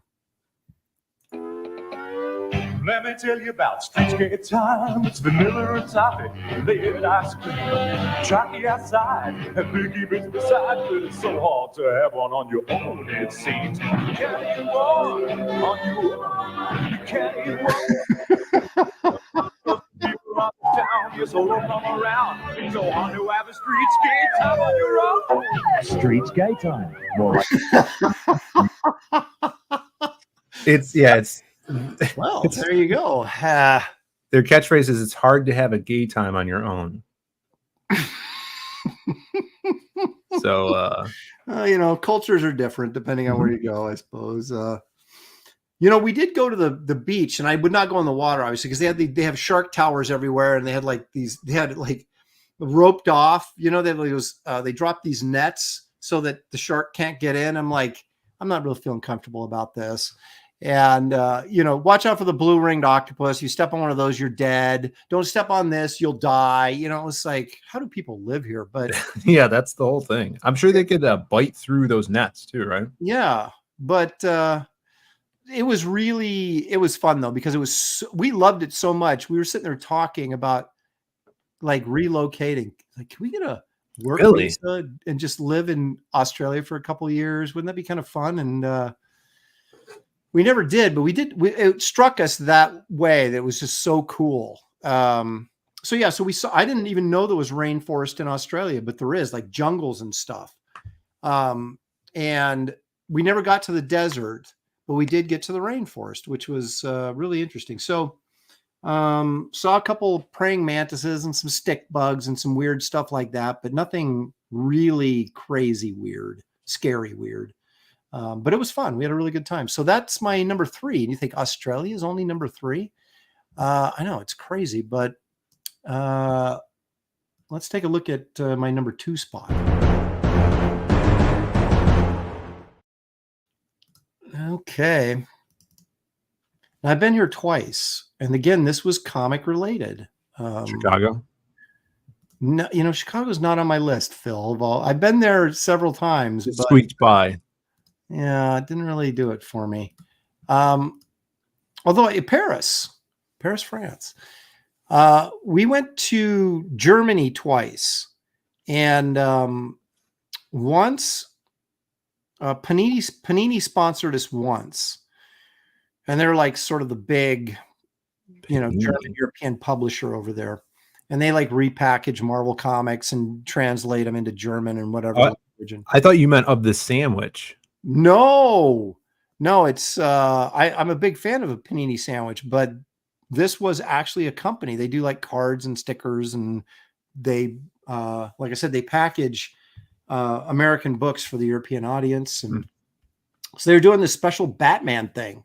And it just so happened that I had done a couple issues with Art to Bear on Batman and Detective. Nice. It was part of this big storyline called White Knights or something like that. Gotham Knights, that's what it was. And so they called me up and said, hey, do you want to come? And I'm like, seriously? I did 3 issues and you want me to come? So of course we went. Awesome. And Graham Nolan got invited and went. So that's where I met Graham. Howard Chaykin was there. A good old time had by all. And so we stayed in Germany for like a week. And what they would do is they would drive us. We drove up the entire west side of Germany and would stop at different comic shops in these different towns and do a signing. And that would be sort of how to help justify the expense, right? Yeah. And then we'd eventually did the show, and which was a couple days. And it was this big gaming show. It was like a board gaming show. It's like the San Diego of board games. Like everybody, I think it's in Essen, Germany. I think everybody wants to go to this board. If you're a board game person, my brother's a big board game person. He's like, oh, I want to go to that show so bad. And I go, I was there. And they would debut like new board games, right? Yeah. So it's this weird stuff. You're like, oh, I want to play that. Or of course I didn't have time because I was, had to do they had this little section over here for comic books. The rest of it was board games. Insanity. What we would do is they would pay for that week there, but then we thought, well, let's take the train down to Paris, and the money that I made at the German show, we'd use to pay for a week in Paris. And then so the way we worked it was we had them fly us in to Germany, but then fly us out of Paris. So they paid for the flight, right? And the week in Germany. And then we were on our own for that next week before our plane left. And so we would just go to Paris and stay there for a week. And basically had the whole trip paid for based on what I made, of course, at the German show. Was Art with you? No, it was they just invited me. Poor Art. Wow. Go. He's in the chat. He's there. He's just like, why didn't I get to go? I don't know. Yeah, Art, just typing bigger in the chat doesn't mean I'm going to see it any more than oh, but I got you, Art. I got you. Yeah, so Shelley's like spoke French, so I was like, I would always hide behind her and she did all the talking. But this was like her dream to go to Paris. And so we actually did this twice. We went to another German show and we pulled the exact same thing. Let them pay for us for the week in Germany, and then went to Paris on the proceeds of what we made at the German show. So we've been to Paris twice and Germany twice. So Paris made the list. Is it all that it was chucked up to be? Is that what the saying is? Cracked up to be? Yes, because again, this was pre-COVID. This is before. Why is Art yelling in the chat? He needs to be heard. I guess, but I'm trying to figure out what he's yelling about.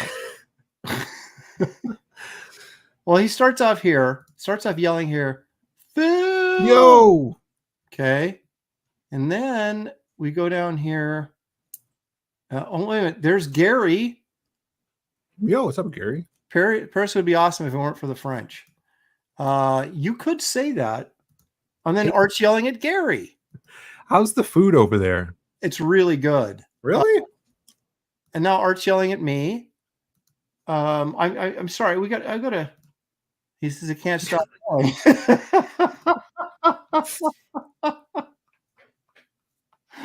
Okay, now Henry Bemis is yelling. Everybody's yelling now. Look at it. I like yelling too.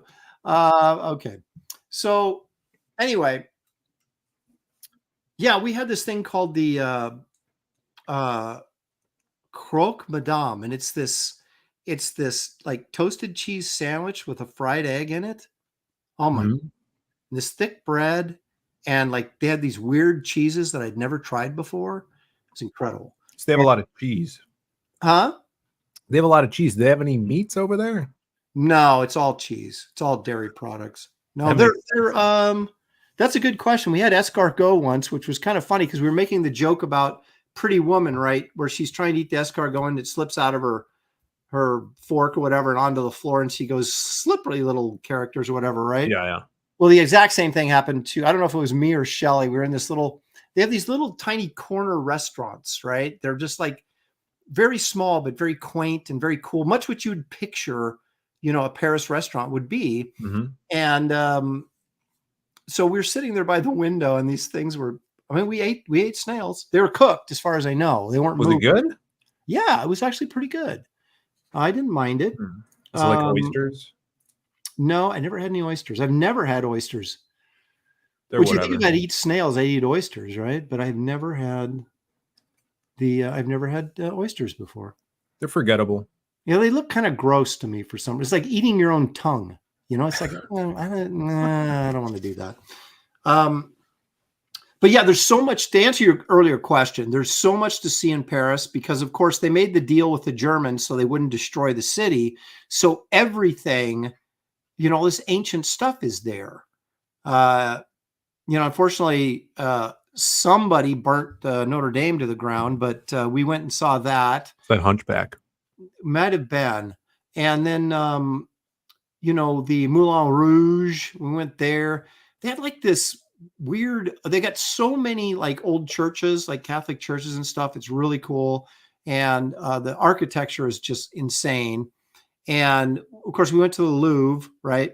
And Shelley just cracked me up. I was like dying to get to the Louvre. Yeah. And they have these huge hallways, right? And they would have like these big rooms or chambers where the art would be hanging. Then you have these hallways that kind of, you would navigate the museum. And it's so big, you have to do it like in 2 days because there's like the sculpture section, the painting section, and the paintings are broken up between, modern and classical and all this kind of stuff. So there are these big circular couch things in these hallways. And Shelley just crashed on the couch. She goes, yeah, when you're done looking at the paintings, let me know. I'm sitting here in the Louvre going, oh, look, it's the Mona Lisa. And she's like, couldn't care less. Missing history. Yeah, I know. So yeah, there's a ton of stuff to see, obviously. And then, so that's why it was so cool. Because you got to see all this stuff, you've read about or heard about. And the second time we went to the, what's it called? Where the rich people used to live before the French Revolution. The castle. Well, it wasn't a castle. It was like that big, it'll come to me in a minute. But anyway, we drove out, it was outside of Paris, but we went there and that was really cool too. Again, all just incredible old architecture and like it was more of the royal palace thing, but it was like this humongo thing. It wasn't just like not the Bastille, not the storm, Versailles. Thank you. Versailles. Yes. Daniel Russell's got it. Henry Bemis has got it. Versailles, the palace at Versailles, right? And we went out there and here's a sad story for you, Phil, if you can handle it. I love sad stories. Okay, well, this will make it for you. So there's this great painting by David called, it was Napoleon on his horse, and he's rearing back on his horse. It's a very famous painting. And it wasn't at the Louvre. And I asked the lady at the Louvre, I said, well, where's the Napoleon painting by David? And she said, oh, that's at Versailles. And I went, what? So that was the first trip to Paris, and we didn't get to see Versailles that trip. So the next time there, I was like, okay, I got to see this painting. It's my favorite David painting. And so we go there and I can't find it anywhere. And so some French lady is like, had like the suit on that you ask them questions, but I don't speak French. So I'm like, Shelley, go ask that lady where Napoleon painting by David is. And so she goes out there and asks this lady. And it turns out, Phil, that the part of Versailles that has this painting is under construction. They're renovating it. So it was blocked off. So I still have not seen the painting of Napoleon by David. 2 trips to Paris and I still haven't seen it. That's a heartbreaker. It is. You can, and I'm not getting any younger. I'm not like you. I just like, oh, I got decades. I can go see it. No. Have you I got tried like maybe 5 years and I'm dead. So have you it's tried like, have you tried to Google the what it looks like so you could see it? I've seen it in books. Oh, well. I want to see it in person, man. Nah. Yeah. What are you gonna do? There's David Rohawk says Philly D. What's up, man? John Durham says you should have snuck in. Yeah, I'd probably be in a French jail right now still. Although you can throw cans of soup apparently on works of art in Europe and you'd be okay. So yeah, maybe I should have snuck in. So anyway, there you go, Phil. That's Paris is number 2. So you're probably asking yourself, of all the incredible places Aaron's been, what's number 1? I know you're asking yourself that, right? Yeah, I'm asking myself right now. Is it gonna? I didn't mean to cut you off. Yeah, that's all good. Is it gonna be a picture of your house? There's no place like home, Phil. That's right. It just isn't. Okay, here it is. Here's the number 1. My number 1 stop.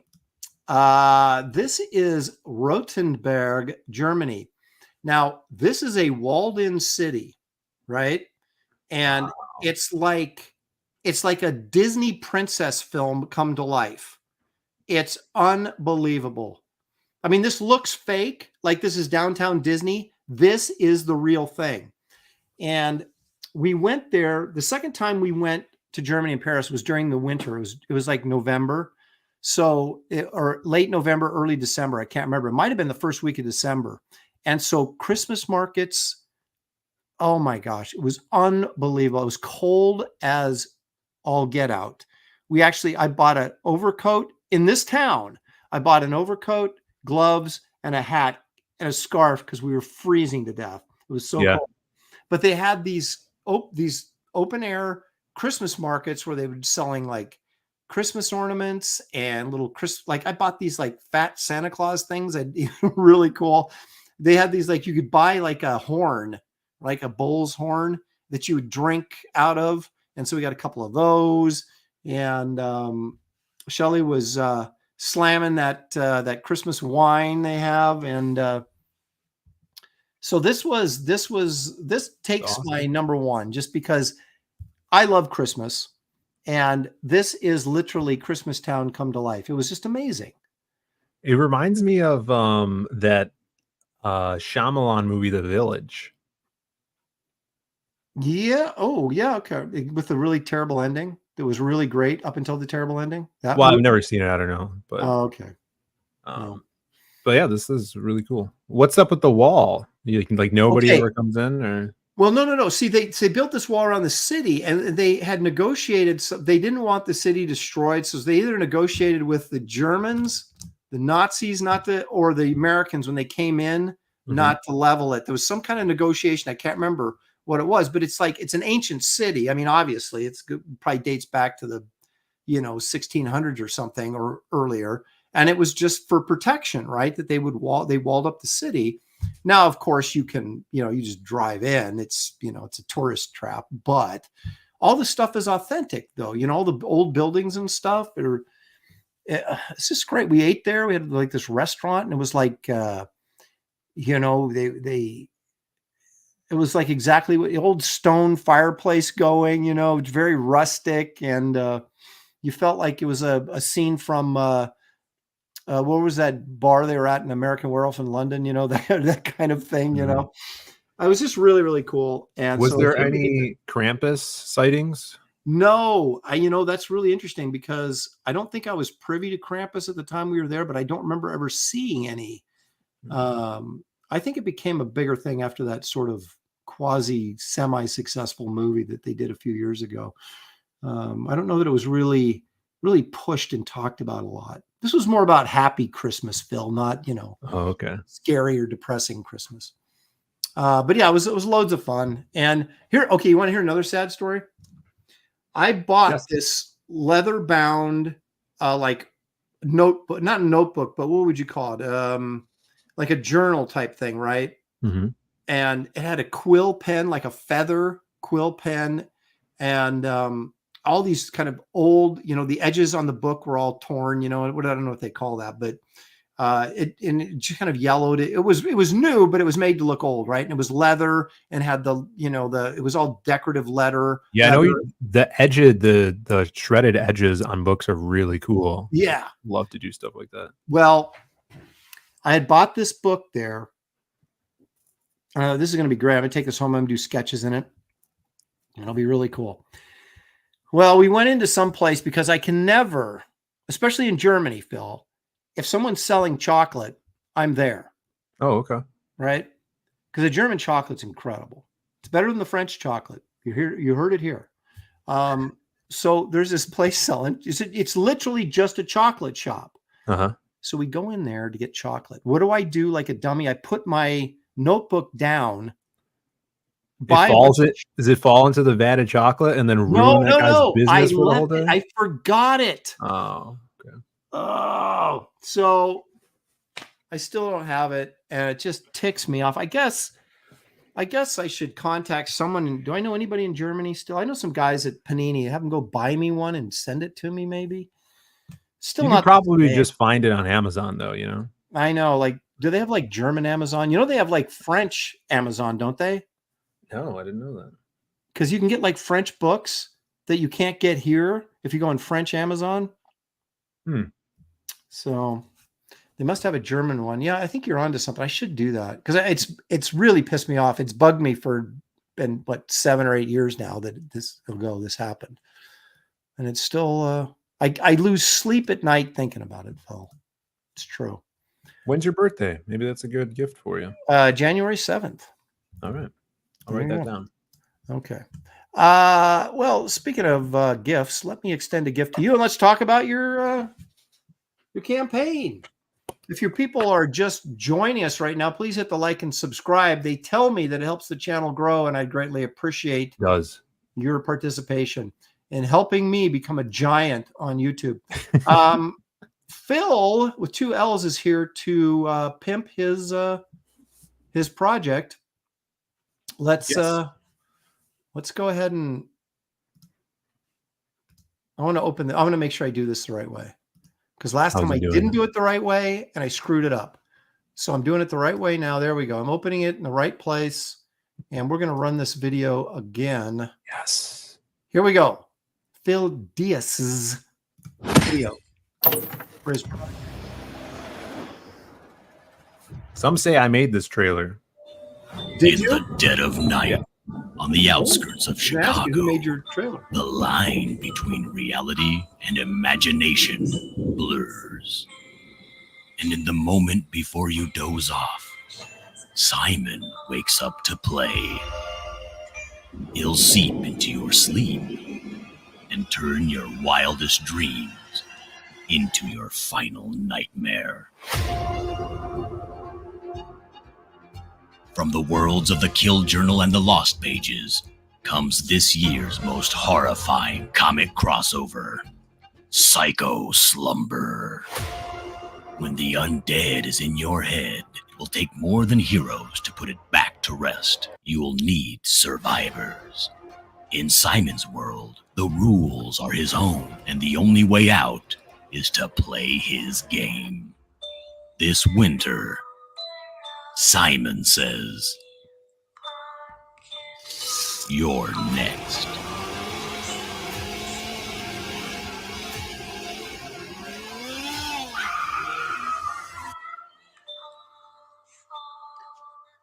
This is like an R-rated Disney Haunted Mansion ride. I love the Haunted Mansion. So I know, it's cool. Have you ever seen it when it's dressed up like Nightmare Before Christmas? No. That's what they do at Christmas time with it. That's perfect. Yeah, it's kind of cool. Okay, give us the rundown here, Phil, on what we're looking at. All right. So in this story, this takes the Lost Pages, which is my hero characters, and crams it into the world of the Kill Journal, where crazy slasher characters run amok. And in this one, Simon is the new slasher. He's going around killing people in their sleep. And my characters, Jasmine and Krim, they have to intervene because Krim lives in the imaginary world, he can actually interact with Simon. And you see there's no like portals opening where this crossover would happen. It's we kind of had it so the two, I guess, patriarchal characters of each universe, my universe being the hobo who has the actual big book of lost pages, is trying to help St. George, the priest, finish this story. They're investigating Simon. We have our characters here, our heroes, Jasmine and Krim, and they have to team up with Marty and Finch, who are like unlikely heroes, survivors that have been tormented by these slashers in the past, bring him to justice. And we play a lot with the colors because when you're in the dream world, we wanted the reader to know. So we put this like red horrific tint on the colors when someone is asleep and when Simon is interacting with them. So there's cool jump scares. It's also kind of like a psychological thriller as well, because we find out what made Simon the way he is, because he's undead. So something happened to him where he died, and that's kind of the twist of the story of how he came to be. And these heroes have to figure that out and kind of find that source, destroy that to bring him to justice in here. It's all full color as well. These are some of the pages that are already finished. All the line work is already done. We just need your guys' help to get it colored, lettered, and printed, so we get it out to you hopefully by the end of the year. Excellent. And of course, you can add on the older Phil Diaz material. Yeah. So if you guys haven't read any of the Lost Pages or the Kill Journal, there's a catch-up tier. You can either add them on. So if you've read some of the stuff but not others, in the add-on section. We also have digital copies if you guys are across the world and you don't want to deal with shipping. You could read it right on your computer. We're offering those. And I just added some original art, not from this story, but we have original art from our previous Lost Pages book. So if you guys are collectors on there, I have some of those pages. And if you want to grab them, you can grab some awesome art by Joe Ball from our Lost Pages 1 book. Very cool. And you can get a shirt that's exclusive to this campaign. Is that correct? Yeah, the PYSCHO SLUMBER shirt. Wanted to do kind of like a 80s horror movie shirt. And my buddy Alan Alonso, who's done a lot of work for us, did this kick-ass graphic design. That is very cool. Yeah. Very rock and roll, Phil. Yeah, he also did the logo on that too. So he's great. And then once we get funded, we're super close. I think we're like 95% funded or something. We're going to add some stretch goals. And also every week on our campaigns, this is something unique that we do. Let me see if I have them here. We always, throughout the years of crowdfunding, making comics. We got a couple of backers for you. Did we? Thank you so much. Look at that. We're so freaking close. 99%. Yeah, $15, guys. Just need one more backer to get in there, and we'll have this thing to $3,000. That would be amazing. Get in there, guys. Help out.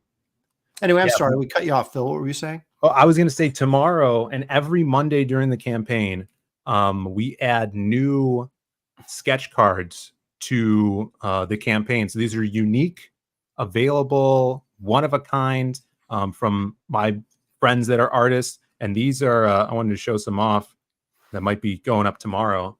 These are some sketch cards by Dan Dahl, who did a lot of work on the Lost Pages 3. Oh, that's cool. Yeah, he did an awesome Simon there. He's got Finch and Jazz in the background. These are one of a kind pen and ink sketch cards. And then we got St. George and Krim. And a shout out to Indie Comics there on his tattoos. Those are actually his original art on the card. Yep. Yeah. How cool is that? Sign on the back as well. So this, if you guys have backed from us before, this is something we do on all of our campaigns. So every week it's something new, because I know a lot of people love original art, especially for collectability, but maybe they can't afford like a crazy expensive full page. So we put these up for people to grab, and we'll be doing that throughout the whole campaign. So definitely it's something to check back on. And we always update the campaign when those are going to drop. Okay, very cool, you guys. You'll find the link in the description of this video. It'll take you right to Phil's PYSCHO Slumber campaign. You can back it right there. So he's only one backer away from hitting the goal. So get in there. Somebody back that, and actually more than one person. You guys get out there and back good old Phil Diaz with 2 L's. The Angry Gamer says Lopez launched Wraith 3 already. I'm ready to give you my money. Yes. I'm getting there. I've got to get. You know what happened? Oh, look at that. He's got the Biz cover. You knew. You got Simon to sign it, huh? Signed by Simon. That's right. Look at that. You know, I asked him, I said, do you want me to send you some copies? And he's like, nah, just, whenever you see me at the next show, bring me some. And I haven't seen him. And now he's going to be in the Portland show, but I didn't get invited this year to the Portland show for some reason. No. You got to walk in there then and slap it down on his table. I might just go and hand him over about 10 copies or whatever. But anyway, what was I going to say?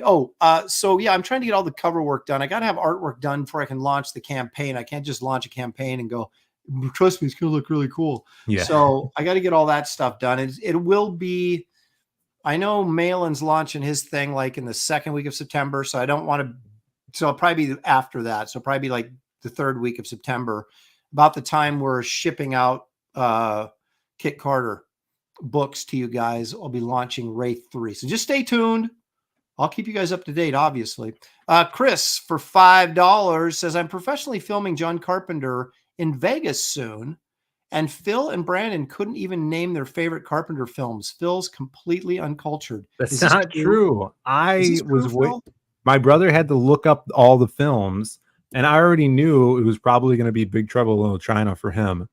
But I would say that or The Thing are tied for my. That's mine too. And then Escape from New York would be third. That the Kurt Russell trilogy is what I'm there for. Oh yeah, that's right. Everything. I mean, Halloween is, but I'm going to go I would go The Thing number 1, Big Trouble number 2, and then Escape from New York 3, and then Halloween would be 4 for me. So there you go. Good. I'm right on top of it. So now a lot of people like They Live with Roddy Piper. I've never seen it. That's where he has the glasses, right? And he can I've never seen it either. See the aliens. And a lot of people like The Fog, which I'm kind of like, it's fine, but it doesn't make the big 3 for me. Danke says Escape from New York is his number 1. Okay. Any of the Kurt Russell films I accept as a number 1 choice. But I'm biased. I love Kurt Russell. So you like Tombstone? Oh, I love Tombstone. So I like Kurt Russell. I'll watch anything he's in. So there you go. All right. So, speaking of campaigns, I did want to share with the gang here in the chat. I split up my pages with let's see this. With Matt Ryan, my inker. Now, oh wow, that's freaking sweet. Let's take a look at some of these original pages. Now, these are ones I'm keeping. I'm going to sell a couple out of here, or a few pages, but not all of them. I'm keeping this one because of this flying dragon bird thing. Yeah, it's really cool. Matt's such a terrific inker. His line work is so great. And he's a guy that just, every once in a while you find, I've worked with great inkers like Gary Martin and Norm Rapman and Danny Mickey. Art T. Bear. Art T. Bear, thank you very much. I don't want Art yelling at me because I forgot to mention him. But Matt was a guy that I hooked up with most of the time because he inks like I would ink, except better. I mean, he inks in the same, he just has more control than I do. And but he inks the same way I would ink. And so I really like his stuff. So anyway, I'm keeping this page, but it's kind of cool. It's kind of cool to see the black and white. I'm only showing pages that I've previously shown, so I don't want to ruin the book for anybody. So these are pages that I've already revealed via Twitter or my show on Sundays. This is my favorite page from the book. You got that nice Kit Carter face there. And then Schmagma, not to be confused with Schmegma. There he is. Barfing lava at her as she dives out of the way. and then gets hit. Of course, I did all my own sound effects there, so I'm quite proud of those, the blurgle and everything. Here she gets hit with the lava full force. Does her suit melt off? Well, you have to buy the book to find out, Phil. Ah, good. I did. Okay, excellent. You'll find out. And then this double page spread, which I forgot I did on a single sheet, like a nut. Yeah, why'd you do that? Because I wanted something to be really difficult to mail back and forth. And and lo and behold, it was really a pain in the butt. So anyway, check out that rock stuff. I mean, that's just wow. Yeah, the inking on that, that's crazy. Yeah. The funny thing about Matt used to be entirely a brush inker, right? Mm-hmm. And near our end of Justice League International, I kind of felt like my stuff just felt too 70s. And I was like, Matt, I want you to ink the last couple issues with a pen. See if we can get kind of a different vibe to it. And so when I got these back, I was like, oh, these look great, man. And I was talking about brush inking and stuff. I go, what brush are you using these days? And he's like, dude, this is almost all pen. And I'm like, really? Because you wouldn't be able to tell. That looks like brush inking with just a lot of control. There we go. Focus in. But he says most of it is pen now, like crow quill pen. So like, dipping pen, not like micron pen, but like dipping pen. And so he's quite versatile. And I'll have to admit, it does still sort of have that brush feel to it, but it has a little bit of a pen edge to it that makes it feel a little bit more contemporary. And that's kind of what I wanted. And so anyway, he's obviously really, really good. And so anyway, I just wanted to share some of that with you guys. And I will be posting some original art from this on my website as soon as my art page gets finished by my web guy, which should be any time now. And of course, I won't post any pages until the book actually is all shipped out, because I don't want to be, posting spoilers. Yeah. So anyway, I wanted to share those with everybody. It's kind of fun. Yeah, those are freaking awesome. All right. Now, speaking of artwork, which I do quite a bit on this show. Oh, there we are. Okay. Are you ready to take a look at an artist, Phil, from our past? It's an artist from my past. It's going to be way in your past. So, yes, I am.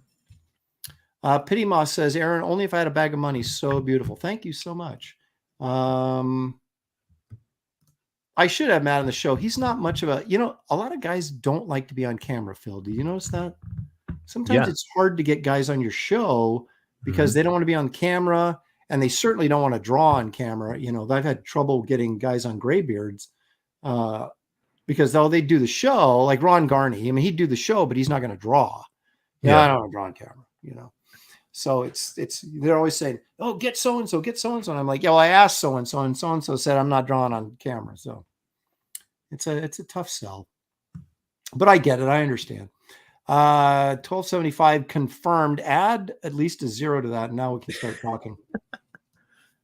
Okay. So let's do our little episode called Who's This Guy for this week. Here we go.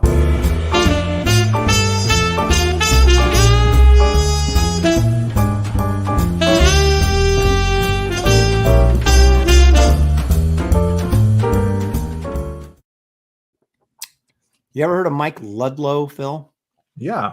Have you? You're lying. You have not. Yeah, when I searched him earlier in the day, I found out about him.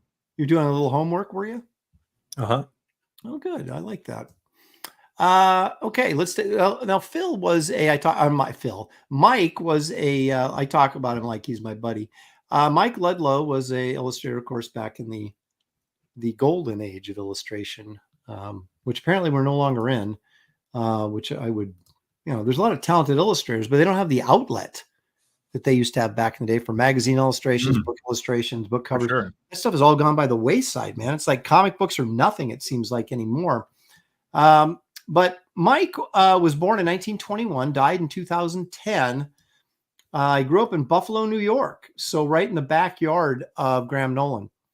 And really close to Chicago, actually. Yeah, well, see, there you go. Have you ever been to Buffalo, New York? No. See, Phil, have you ever left your house, Phil? Yeah. Okay. Just want to check. All right, so there we go. Look at that design. Wow. And that appears to be, looks like watercolor, doesn't it? It could be acrylic, but that's really nice. That's beautiful. Yeah, and the design is really clever. That's what I like so much about it, is his design sense, which is true of a lot of these guys. Now, his first commercial art assignment that was for the Sunday supplement of the Journal American, which is 1948.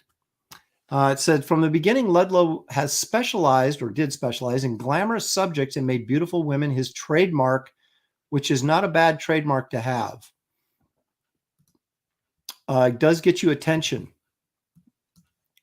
And as I was looking through his stuff, a majority of his work was, babes. And, some popular subjects never change. This is such an interesting look. It's very painterly, obviously. The texture is something I found really interesting about his work, because he's not afraid to go on and let you see the paint. Now, again, I'm assuming this is oils, but it could be acrylics. People are saying gouache. Well, you know what? I'm not going to argue with him because I don't know. Yeah, Cicerone's saying, bet it's gouache. It could be as well. Because it's not so much the paint, it's how you use it, right? So they say Ludlow was a glamour illustrator who did much pinup work in the late 1950s for Esquire. He painted the entire 12-page calendar in 1957 for Esquire. So he got to do every pinup in a pinup calendar. His pinups also appeared in a series of 3-page centerfolds known as Esquire's Lady Fair. For these works, Ludlow often called on actresses like Virginia Mayo and popular personalities like Betsy von Furstenberg, in addition to professional models. Now, Furstenberg was a model. What do you call those people that, they do the runway shows and they... runway model. Yeah, but she was like put on the show. She was like a fashionista. She was like the kind of like the lady that in the Devil Wear Prada that Meryl Streep played, that ran that fashion magazine.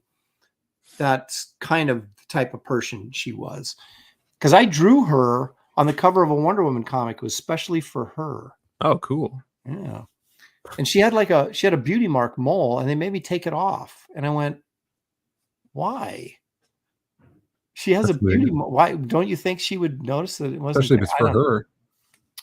I don't know where the edict came down to remove the beauty mark, but I did. So, now it said, besides painting his Esquire pinups, Ludlow had another entire career as an illustrator of romance articles, providing pictures of beautiful women to mainstream magazines such as Saturday Evening Post, Good Housekeeping, Collier's, and Family Circle. From 1950 to 60, he also painted many front covers of paperback novels, including, among his clients, pocketbooks, Dell books, and Bantam books. All his paperback covers had a strong air of sensuality and featured sexy pinup girls as the main figures. What they didn't say in this little bio was, that I had to get from another bio, was that when his illustration work for magazines and stuff started to dry up, and I'm going to show some more of that. So he went and did like album covers, but not like rock album covers, but like Dean Martin album covers. Oh, cool. And did just tons of those to pay the bills. And this is more of his magazine work here. I love that yellow. It's just yellow. He's got a little bit of green in here. It reminds me of like old school Spider-Man for some reason. Yeah, exactly. If it was a painted graphic novel, that's exactly what it is. That's Peter Parker and Betty Brant, right? Yeah. Well, his faces are great. Mm-hmm. That especially if you're doing pinup work, man, it's all in the faces. And that's the one that was on the icon. But that's a great piece right there. I assume that was from his Esquire pinup calendar. And this is it appears she doesn't have nipples. And Michael Bancroft, I don't know if you know his book, The Universe. It's canonical that no one in his universe has nipples. Oh, In the very Lucent. interesting. Well, I know John Buscema would never draw nipples on Conan. Mm. So I don't know if that was just like a personal bias he had, or if someone was saying, don't draw nipples on there. Yeah, there you go. Captain Bipto said the no nipple era. Raunchy. Nipplecroft. Michael Bancroft here all the way from Australia. Thanks for joining us, Michael. He says, I approve. So he's on that. Told you. Let's see here. So I really like this and his incorporation of his background pinks into the character, into her hair and in her negligee. This is a really one of those memorable, very significant paintings that would stick with you, not just because it's a hot chick, but just because of the design and everything. It all works really, really well. And his stuff was really kind of stylized too, which I kind of like. Here's another one that I think has a real strong design element, sort of a Marilyn Monroe vibe. Oh, cool. Yeah. But basically you have a black and white painting with this pink dress, almost like Andy Warhol-esque, except it's good. And the lips too. Mm-hmm. Very interesting that you'd go in there. And I assume that this is how it was painted. It wasn't, made a black and white in post-production, because that seems like back in that time period, that would not have been really an option. Yeah. Yeah. I love the white, that stark white of whatever she has around her arms. Like that reminds me of like maybe some of this stuff influenced Patrick Nagel in the 80s, like the early 80s, Yeah. That void of color. Yeah, absolutely. And that pattern, that pattern is like, I would hate to think that he painted that pattern, that couldn't have been cut out someplace. He probably did, because guys back then would do that kind of stuff. Now we're just like, give me the pattern so I can cut it out and stick it on there, or in Photoshop, But I really like this painting too. I think it's just design is just so good. This one is really nice. Beautiful girl, beautiful face, very sexy, alluring, I guess maybe would be the right word. But look at how he incorporates the blue in here. The blue in her flesh tones, in the background here. This one feels more modern for some reason. Yeah, it does, doesn't it? Maybe it's the hair. It could be. Well, and the pose too is very provocative. Not, it's not restrained at all. It does feel very modern. But you're right, her hair, that's usually the thing that sort of separates these. You can tell by the hairstyle what era it's from. But I love this piece. I just think it's fantastic. Those pink lips, it's really, really nice. And he's using blue in all of his shadows, like in the boob here and her armpit and on her arm here. It's just like, yeah, super cool. Yeah, it's, again, guys do that when they're very confident of what they're doing. Say I'll throw some blue in here. I'm using the whole thing as blue. I'll put some blue in her flesh tone. You're like, no, don't put blue in there. You'll ruin it. Yeah, you think it would destroy the whole thing. Yeah, and it just looks great. So here's another black and white painting with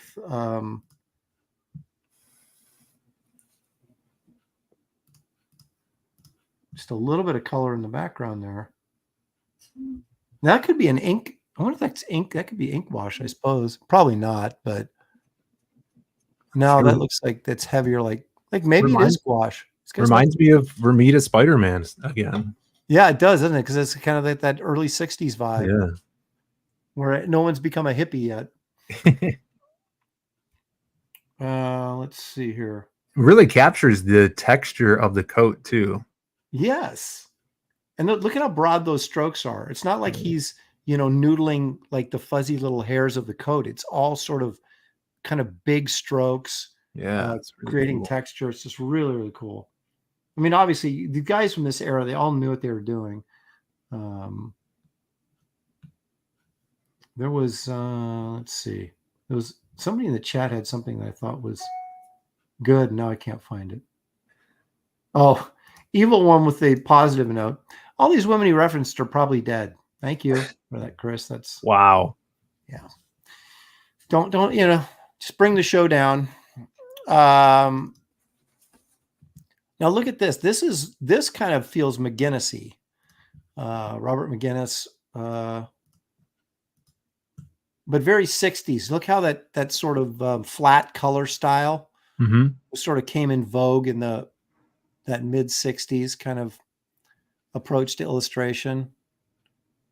Because I kind of feel like this looks like there's like pencil lines here is what that looks like.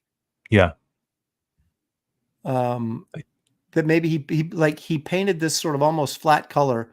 You can see he primed the canvas with this background. You can see it through the pants, that texture. And then he painted over the top of that. And then it looks like he went in with maybe a colored pencil or something and did these lines. That's cool. Or maybe a regular graphite pencil. The face, like the difference between the flat clothing colors and then how much attention is in the face, like even the guy's face and hair that's crazy. That hair is insane. It's a perfect example of, again, us modern artists tend to want to detail everything up. And then a lot of times it looks cool in sort of a visceral way, but it's sort of, you lose focus. Here you're like looking at these people's faces and that's what you want them. The faces are more detailed than the rest of the painting. Yeah. So that's what you're focused on. And it's really, really smart. But again, guys understanding what they're doing and what their purpose for the painting was, and they're selling something or, now this is a little bit older. It looks like, but it's really bizarre. And so I picked it as an example here because it's this weird combination of black and white and color. Yeah, that's really cool though. Yeah, like the chick and the dude with the bourbon or whatever he's got there. Their faces are black and white, and their flesh tones are, but then they're in color clothes, although she's in a black dress, so you couldn't tell. But then the guy in the foreground has got, although it's monochromatic, he's got some color to him. Yeah. It's all about the contrast, right? And yeah. I talk about that on my show. I do Thursdays with like Irene, Jake, and Narwhal.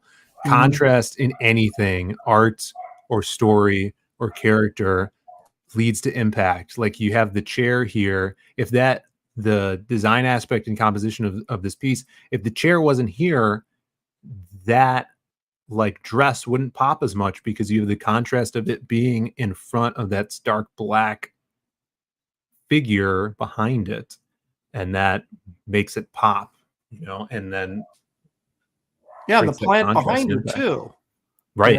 You get a little bit of green back there, greenish yellow. Forgive my dog, somebody just delivered something. This really bugs me. I mean, I like getting the packages I order as soon as possible, but they shouldn't be delivering on Sunday, especially when I'm trying to do a show. Especially when I have a dog that barks on a Sunday. They should know. But anyway, yeah, this is a really interesting, well thought out illustration. Or it's probably, I'm sure it's an ad for something, but it could have been an illustration for like a men's magazine story or even a woman's magazine story, I guess. I got one more here I want to take a look at. Let's see here. Look at the guy's face. That's awesome. But you got that stark yellow, behind him to really kind of set them off. Yeah. And how his white shirt kind of blends into the background there on his sleeve. Yeah. He carries the yellow from the background into her hair. I was thinking about bringing back the neckerchief, like a little tie around the neck thing that she's got going on there. Well, are you talking about for women or more like the ascot for guys? Or both? Either. I mean, it's 2024, so. Yeah, that's right. You could go either way there. I like that though.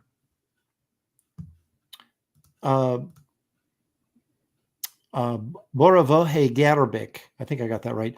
That one looks like it's from the 40s. Find Alex Ross, the one from the 50s. He was fantastic. That's true. I did stumble across him. I'm like, wait a minute, what's Alex Ross doing in here? And then I realized, wait a minute, this is not the same Alex Ross. Different Alex Ross? Yeah, isn't that weird? Wow. The Geekies says, I had to do a neckerchief for 4 years, never again. Oh.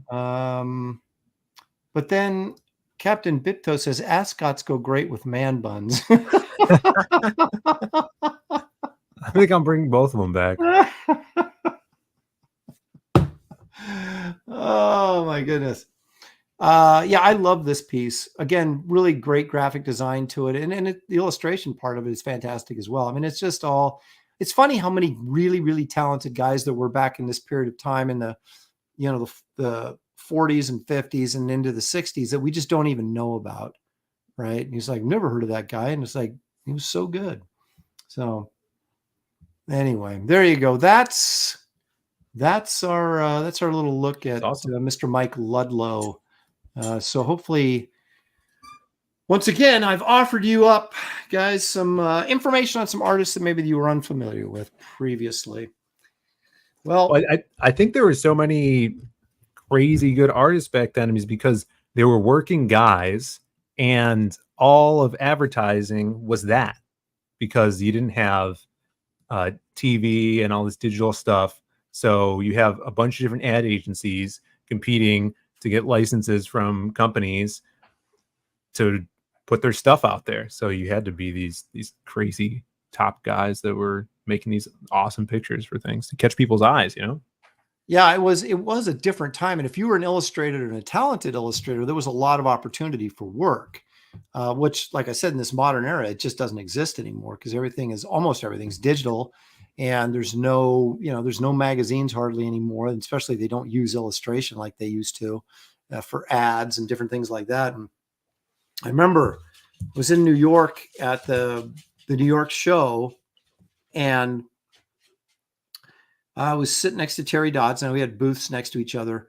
And he had discovered this young guy, and he would always do this. He would find these young artists and then talk them into watching his booth for him while he would go. He was like never there. He was like walking around New York seeing stuff. And then this young guy, when I say young guy, I mean like college age or 20 something guys that had just graduated from school looking for their big break and all that kind of stuff. And so this guy's sitting next to me, and he's sketching, and I'm looking at it, and it's just brilliant stuff, fantastic stuff. But it looks like the stuff he was drawing was like guys sitting in a lounge chair, smoking a cigar, that kind of thing. Yeah. And I was like, so what do you want to do? I mean, you want to get into comics? Oh, no. He goes, I have no interest in comics. I want to get into illustration. And I went, I didn't say this, but I said, I was thinking in my mind, dude, there is no illustration to get into anymore. It's like, you better get into comics because that's the only place you can draw stuff still. Yeah. But it was amazing. He was so talented. And it was just like, but it was like his mindset was like someplace else. I want to be back in the 50s. And I'm like, well, so do I, but it ain't happening. So, but it's interesting. I'd be interested to know what he's doing now for a living.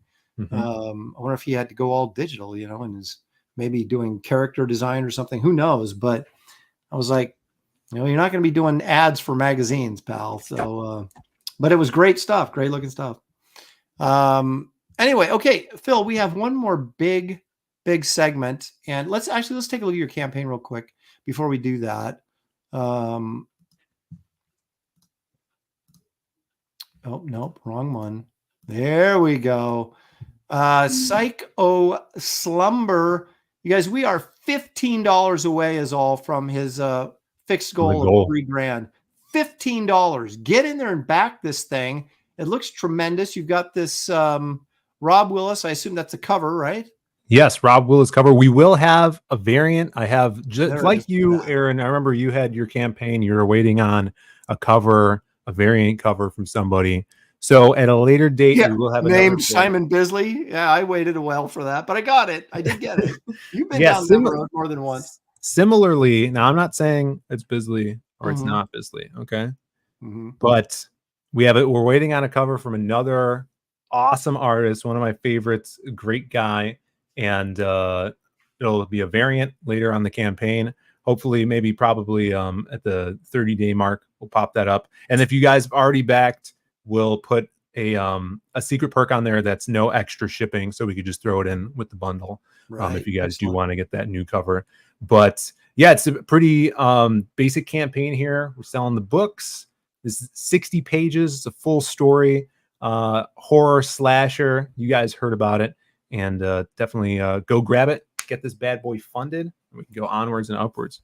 There you go, guys. So like we're looking for one backer right now to get him over the $3,000 mark, which is his fixed goal, and of course move onward and upward from there. It's just nope, not there yet, but we've still got time. We still got time. Yes. You'll find the link in the description of this video. It'll take you right there. My mods will post some links there, which you're already doing it. Yes, thank you guys so much. Chris is doing that. I know Marcus Killigrew has been doing it as well. But yeah, so this looks like an exciting project. You get this big crossover event kind of thing. So that's very, very cool. But you know what else is cool? Ooh, Phil? segue. I feel a segue. Yeah, you know what? It's people's favorite part of the show. It's a very cynical look at the mysterious in our world. We like to call it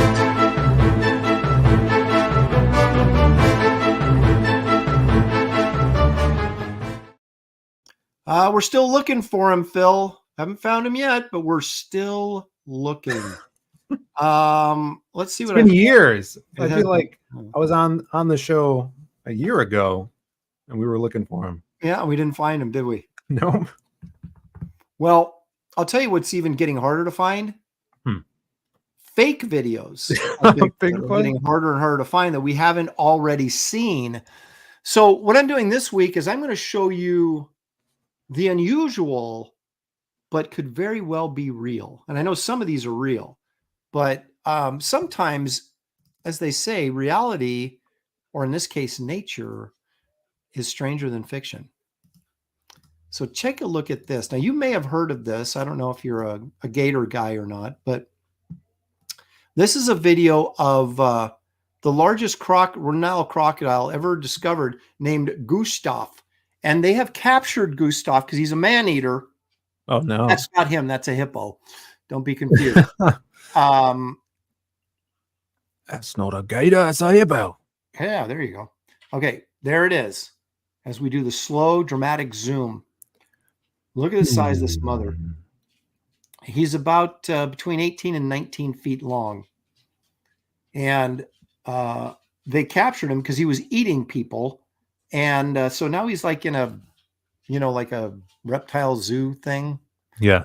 And in captivity, poor Gustav.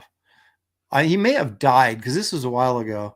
Of course, these things never die. They're like turtles, right? They live forever. So I can't remember if he's alive or not. Do they live a long time? Yeah, well, they're yes, that's how they get big. Is the longer they live, the bigger they get. Of course, eating a lot of people is a healthy way to get big too. Apparently, I don't know if that worked for Jeffrey Dahmer, but it does work for crocs. Look at that guy, man. Now I've got another. Let's see. Who named him? I don't know. That's a good question. I guess I should be more. I guess some Frenchman, huh? Probably. Now here's another video of him, and this is interesting because apparently Gustav is bulletproof. Because you see here, these are bullet holes. No. Yes. That's awesome. Lady in the chat said that Gustav's presumed dead or missing the last they've checked. Okay. Because I thought they either caught him or killed him. I can't remember now. Man. Yeah, there you go. Flading One says look at that thing. Well, that is a freaking dinosaur, Phil. Yeah. His teeth are huge. I don't know. What do we need to see that woman's eye? Okay, but look at the other gators. And these are like normal, pardon me, these are normal crocodiles, right? Now check this out. There's Gustav over here. And look at these normal sized ones. Wow. Oops. Now, see, I guess the female here lifts her head up and exposes her neck, and that is a show of submission. Yeah. Look at the size he is compared to these other guys. Hear my throat out, please. That's the submission.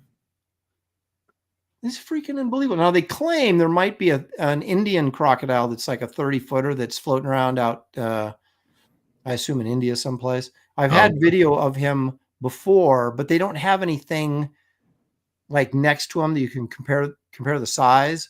But they're claiming he's 25 to 30 feet long. So, but Gustav was the largest one they've ever captured, I believe, and they had in this video we're saying, you know, at least 18 feet, perhaps longer. So, and there it is. See, everybody knows. Everybody's an expert. He's rumored to have killed 300 to 400 people. Says what? Yeah, that's a lot of dudes that he ate, and which would explain. That's more than most serial killers. I know. It's insane. He's not a man eater. He's just a misunderstood gentle soul. So yeah, no, that's true, man. You do not want to hang around the Nile. You know, like the Pharaoh used to bathe in the Nile. They put Moses in a basket in the Nile. I can only assume that God was telling the crocodiles, okay, leave this basket alone because it's got Moses in it. But and bathing in the maybe back in the day, when I say back in the day, back in, you know, ancient Egypt, right? Maybe they roped off or, you know, dammed up part of the Nile so they could bathe in it without getting eaten by these things. I don't know. And it's such muddy water. It's like, why are you bathing in this? First of all, then second of all, if I can't see what's in the water, I ain't getting in the water. Just saying. Yeah, that's true. Yeah, all those, like the pictures that you posted of like the Bahamas or whatever, all the water looked really clear. It was. So you can see the shark coming a mile away that's going to eat you. So you have plenty of time to get out of the water. Good. Same thing in Fort Lauderdale. They have like really clear water on a lot of the Florida beaches where you can, and it's like you have these like long runs of shallow water that's like knee deep, and then you get to this edge where it just kind of drops off and gets really deep. But so you have these areas where you can kind of walk and hang out, and you feel sort of comfortable that, you know, nothing big is going to, you know, come and get you. Okay, here's someone sent me. I can't remember who it was that sent me this photo this week. Was it Danky Frankie? I can't remember. But thank you. I'm sure you're in the chat. You'll remind me. This is a Bigfoot video. I don't know. Do you think this is real or not? What is your feeling on this, Phil? I mean, it's real. Right? But I don't think it's Bigfoot. No, he has a big foot though. It's an interesting choice when people make stuff like this. Why would you have slides coming out of his nipples? Well, yeah, that's not Bigfoot. That's Big Nip. Yeah, which maybe is a cousin to Bigfoot. Yeah, that is really odd, but that's so typical of old Americanas. Like people just either they were more twisted than we give them credit for, or they just were clueless, you know, and would do stuff like this and go, "This is fun." And you're like, you realize it'd be like, I'm surprised they didn't have it coming out of his waist. You know, that would have been hilarious. Yeah, there you go. Moromi's saying it's better above the waist. Yeah, they're jumping on the low-hanging fruit here, so to speak. Could have give him a big wang. Yep. Big Wang. Now that's a name. Yeah, Big Wang. All right. Vietnam. That was the chat contribution. All right. Now I've got some sort of weird sea monster. I don't know if this is real or not. You guys have to tell me what you think. I have one when you're done. Oh, do you? Yeah. Well, look at you coming prepared. All right, so let's take a look at this. What do we think of this here?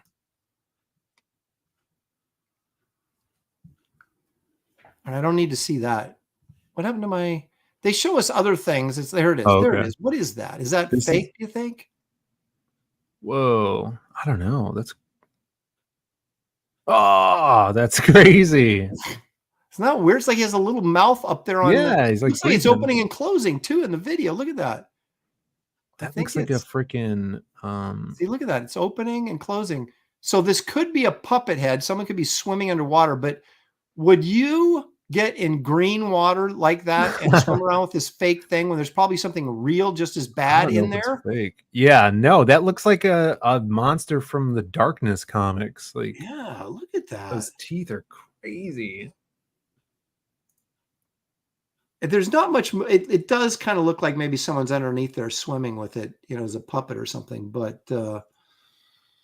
And then they cut to this dumb thing, which is like, what does that got to do with anything? We don't need to see. And then we go back to this guy again. So there you go. It's a hat. His mouth is up, that alien mouth thing he's got going there seems to be opening and closing. So that's pretty good. At least they didn't, at least they had that movable part there. Let's get back in here. But that's pretty funky, man. I kind of dig it. And so if that actually is a puppet, I give credit to the guy underneath the water doing that, unless it's a drone or, it has like a little, like a motorboat thing in there. For all we know, that could be Jim Henson under there. Yeah. But so that's really kind of cool. Why would he have like a nose mouth here and then this regular mouth here? I guess it's like, why would the alien have two sets of jaws? He only really needs one. And then they show an octopus. They show us real stuff, and then they show us this. Did you know, because this kind of looks like an eel, kind of the body type? Yeah. Yes. Did you know that we don't understand how eels, where they come from? Well, what do you mean exactly by that? So there's these saltwater, freshwater eels. Right. They are born in saltwater, migrate to freshwater, and then during their life cycle, they swim back to the saltwater, but not anywhere in the saltwater. These specific eels swim specifically to a mass of eels in the Bermuda Triangle. They swim all the way back Triangle to then mate, maybe. Also, they don't have sexual organs until like later in their life. It's really weird. People think they're aliens. I guess that's what I thought you were going for. They got dropped off or something, perhaps. Yeah. People are saying this may have been a water pig. The water pig is more elusive actually than Bigfoot. So that actually, if that's what that is, that's a pretty good catch on video. That's what that is. Let's see. Anti-Entity agrees with you, says aliens. Now, Alex says unagi. Is that a thing? The unagi? Unagi. Isn't that like a sushi thing? No, that's Mr. Unagi from the Karate Kid, right? No, that's. No, you're right. Unagi sauce. I just looked it up. Yeah, it's eel sauce. It's a sushi sauce. It's so it's basically an eel. Yeah, well, I'm looking at pictures of it. It looks like it kind of. That's not. That doesn't look like it. Do you like sushi, Aaron? No. Why can't you just cook it? Why is that so hard? Just can, but my daughter loves sushi. I don't get it. She's like, let's go get sushi. I go, no, let's not. Go with your young friends who like dig that stuff. Now they're saying it's delicious. I don't know. Unagi is delicious. It's a Japanese swear word, says Danky Frankie. unagi.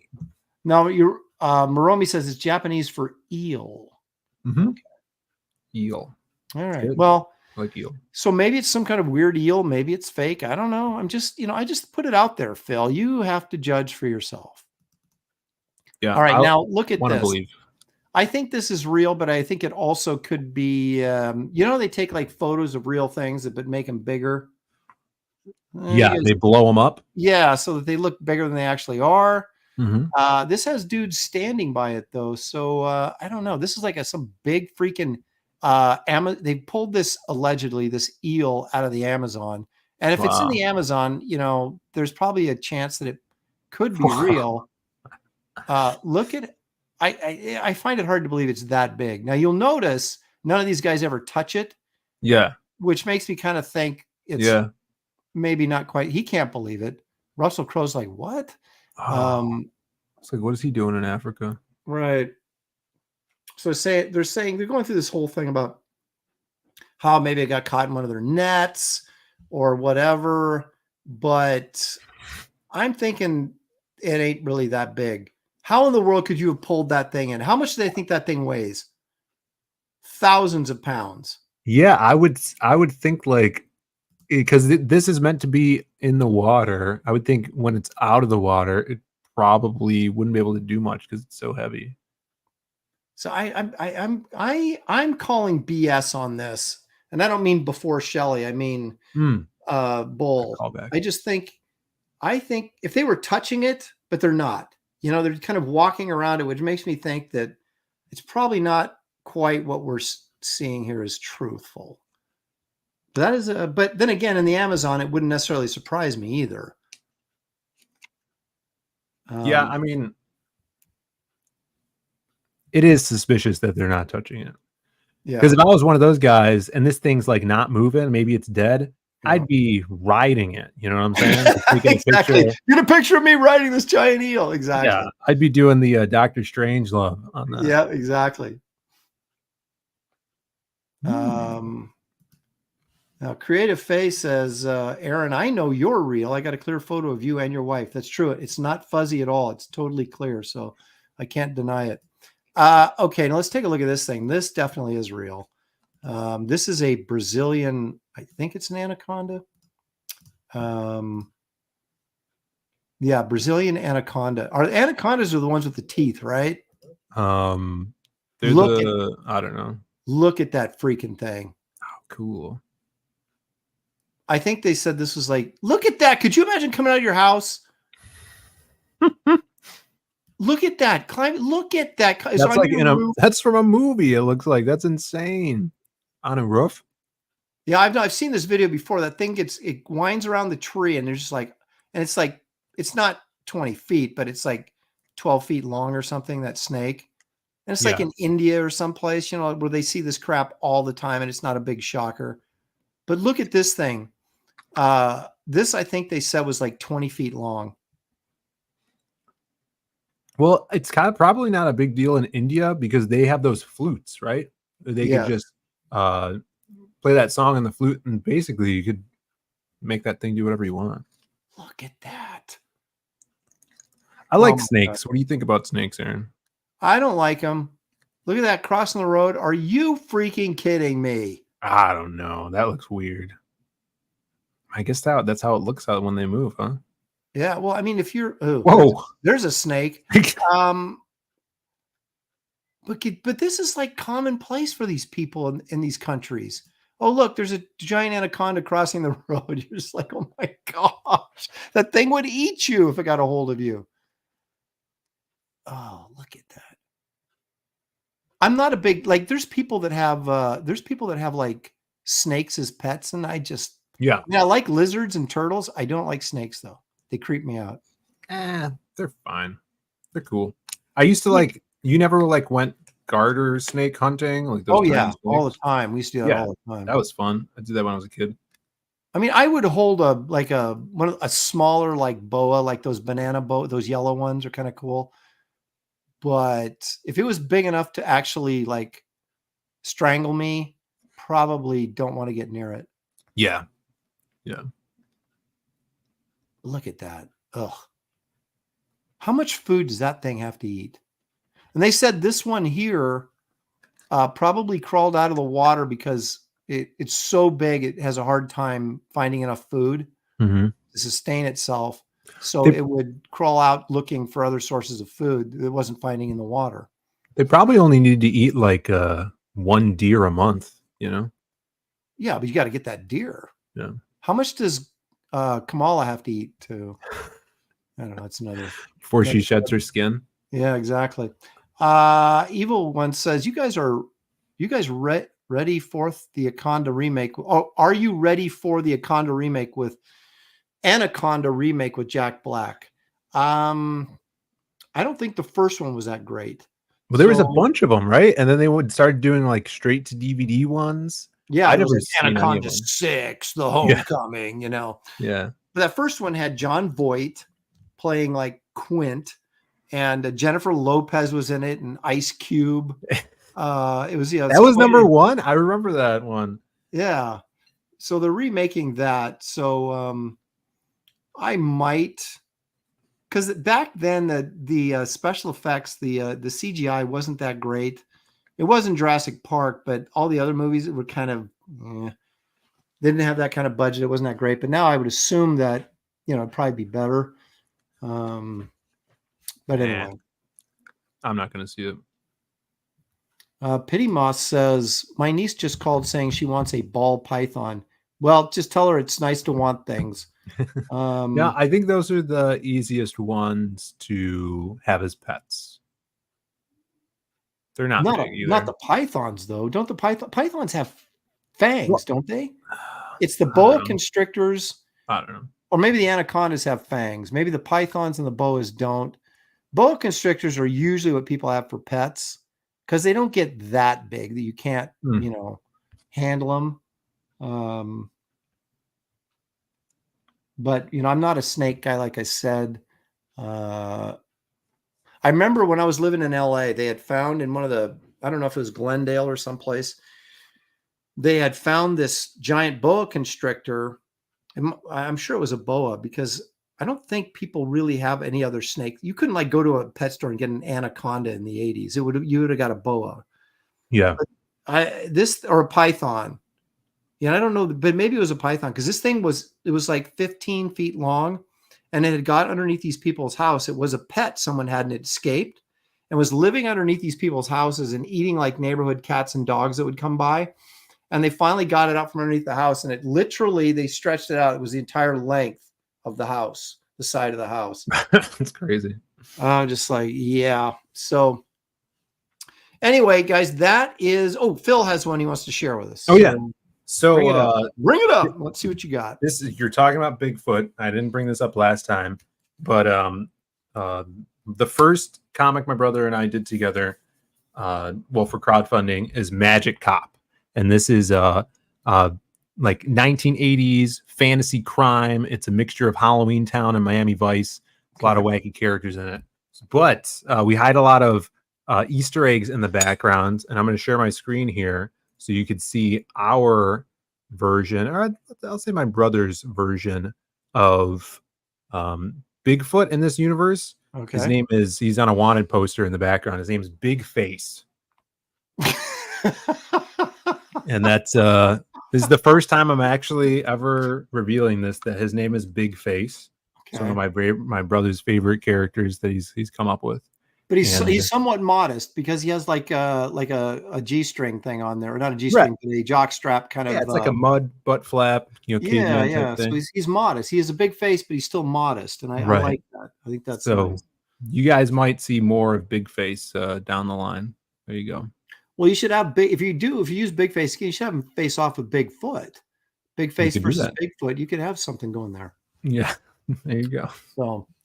All right, everybody. I want to remind everyone once again. Let's take a quick look here at. We brought Phil with 2 L's on board today to pimp his comic that we like to call PYSCHO Slumber. There you go. You're over. Look at that. Look at that, Phil.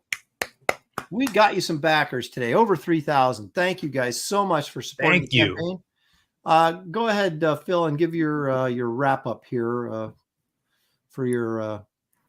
So, PYSCHO Slumber, 60-page one-shot. It connects the lost pages with the kill journal. It is our heroes teaming up with the survivors of the kill journal to hunt down Simon, who is an undead slasher that is killing people in their sleep, wreaking havoc on the city of Chicago. It's based in Chicago.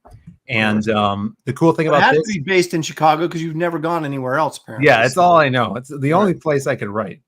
So it's based in Chicago. It's perfect because Jasmine has her superpowered imaginary friend, Krim, who rides the line between imagination and reality. And so they're going to interact directly with Simon. They have to find what killed our slasher and demented him into an undead killer and destroy that and then release him from his killer shackles. So lots of fun, gore, and babes in here. A little psychological thriller action as well. And it's going to be sweet. It's basically all drawn. We just need your help to get it colored, lettered, and printed. So if you guys haven't grabbed any of the previous books to teach you all about the characters in this series, then check out those. We also have original art on the page, and this week and throughout the campaign, we'll be throwing up more really cool sketch cards for you guys as well.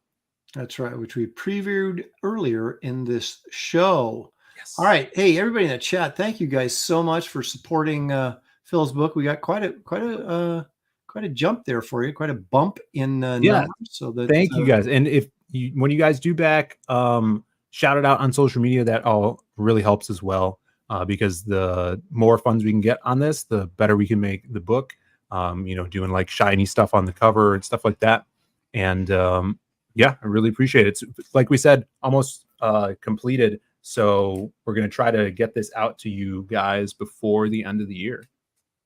Sounds great. Looks good. Sounds great. Also, just a quick reminder, Wraith of God 3, the early sign up is up and running on Indiegogo. So you'll find a link in the description of this video, along with a link to Phil's campaign and my website, because my website has got a bunch of cool stuff on it now that it's done and still growing. So run by my website. It's aaronlopresti.com. If you know how to spell my name, you can find it. Thank you guys, everybody, for all the super chats. Thank you for your participation in the chat. We couldn't do it without you, of course. And everybody, enjoy the rest of your Sunday evening and have a great week ahead. Make sure you tune in for Professionals on Tuesday. I guess Kings on Monday, Professionals on Tuesday, Graybeards Wednesday afternoon. A lot of good stuff coming up. I'll keep you guys posted on Kit Carter information as we get closer to the print date and the ship date, and also on Wraith of God 3, which will be launching soon. So again, thank you all for joining us here on Aaron Live. We'll see you right here next week. Bye-bye. And thank you, Phil, for joining me. Yeah, Great thanks for having me, on. man. It was awesome. Appreciate it. All right. See you guys.